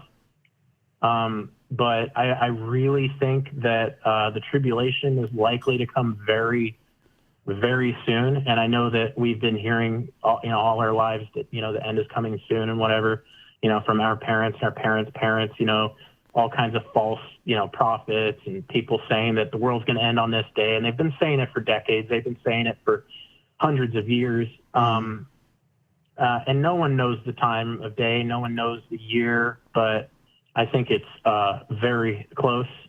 And He says that I know your deeds, that you're neither hot nor cold. I wish you were either one or the other. So because you are lukewarm, neither hot nor cold, I am about to spit you out of my mouth.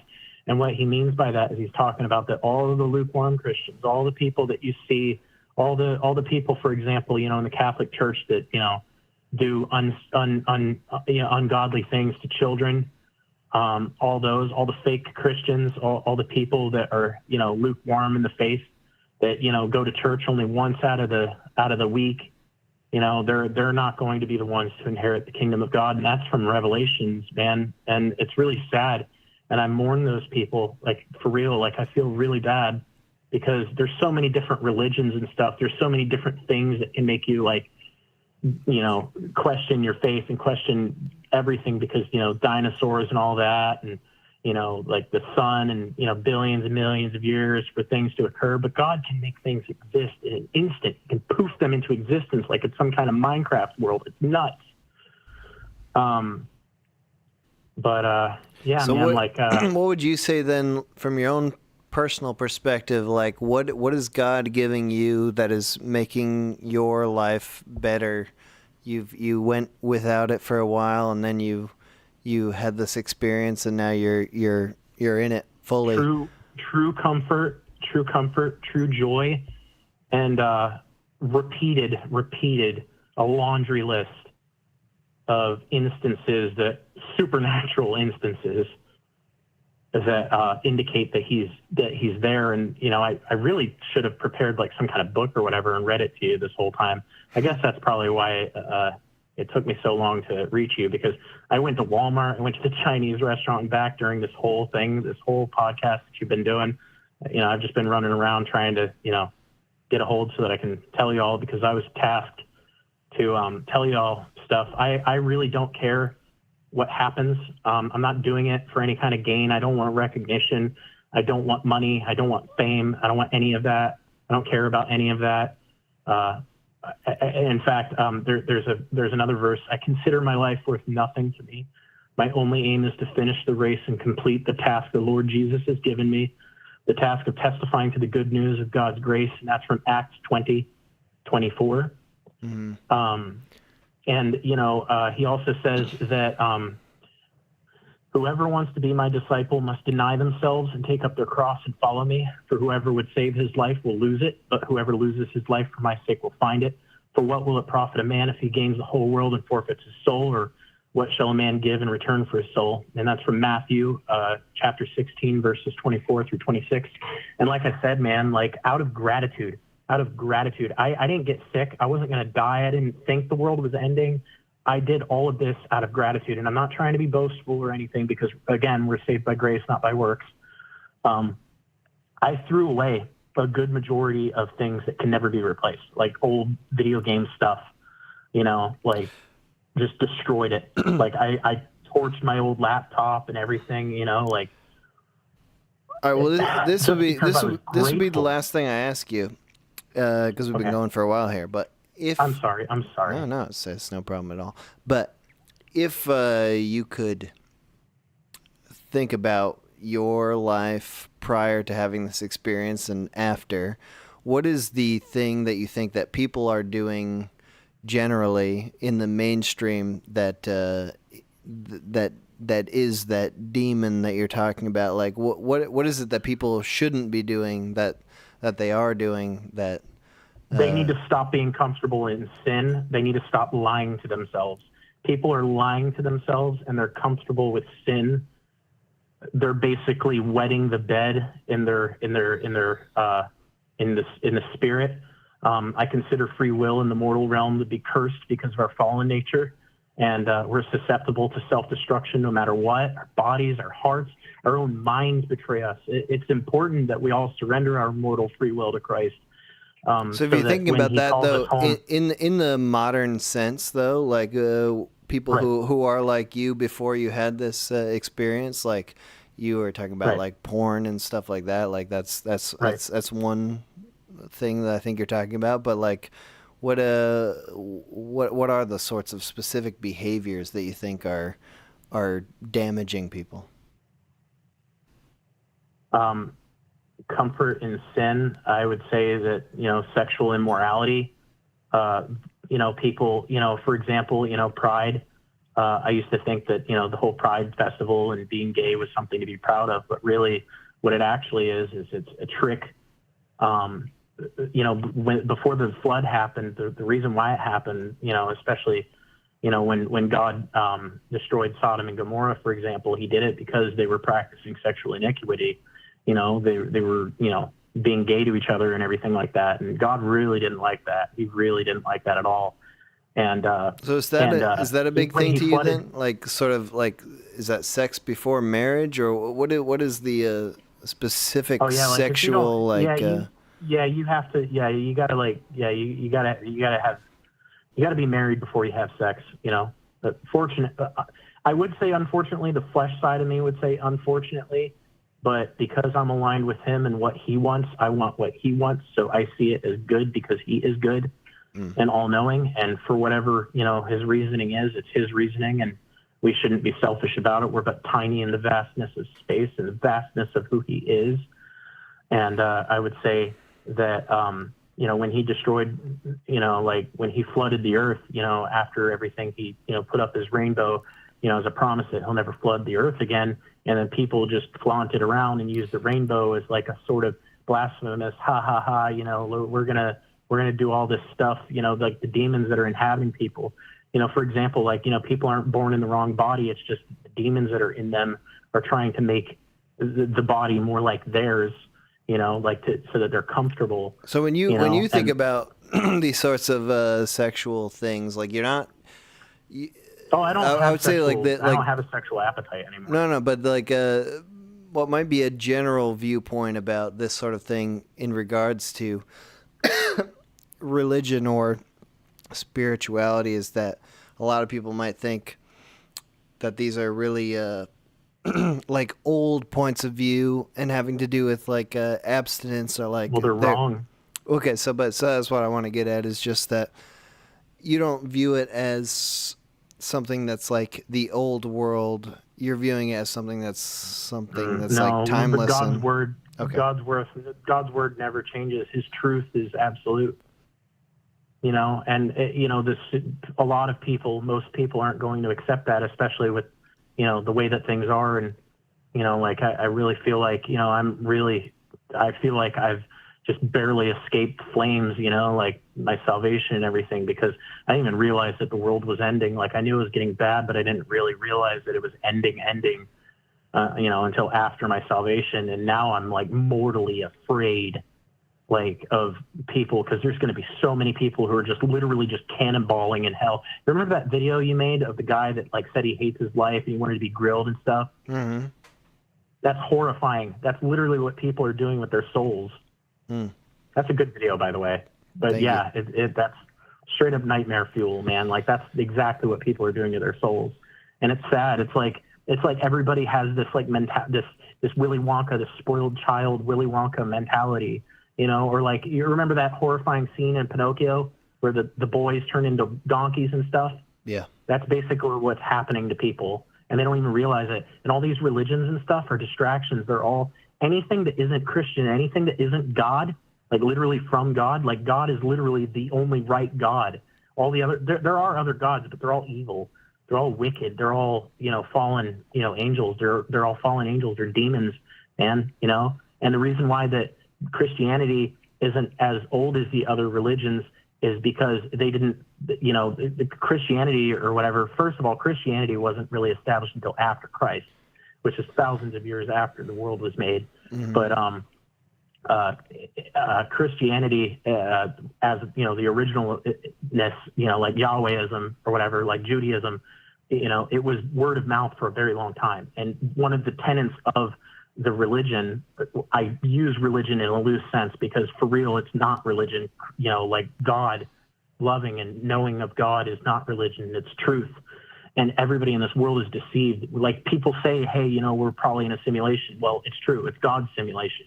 And all these other gods and stuff, they our God, the God, the true God, you're not allowed to have idols or anything about him. And, and because it was word of mouth for so long until Jesus, or actually until Moses, because he was the original one that started writing stuff, there were idols and ancient stuff that like survived, the flood, and then people look at it and all this ancient stuff, and then they're like, these religions are older. And it's like, no, they're not older. It's just they're remnants, and dinosaurs, they're, we're but if wrong it's so, about fossils and stuff. It was so personal to you, like having this experience, like you called out for this, I don't want to say like specific God, but like everybody. But you were calling out for a kind of specific Christian God when you when you had your moment. Like, do you feel like other people are calling out to the wrong God when? Yeah, they are. And I actually am under this assumption.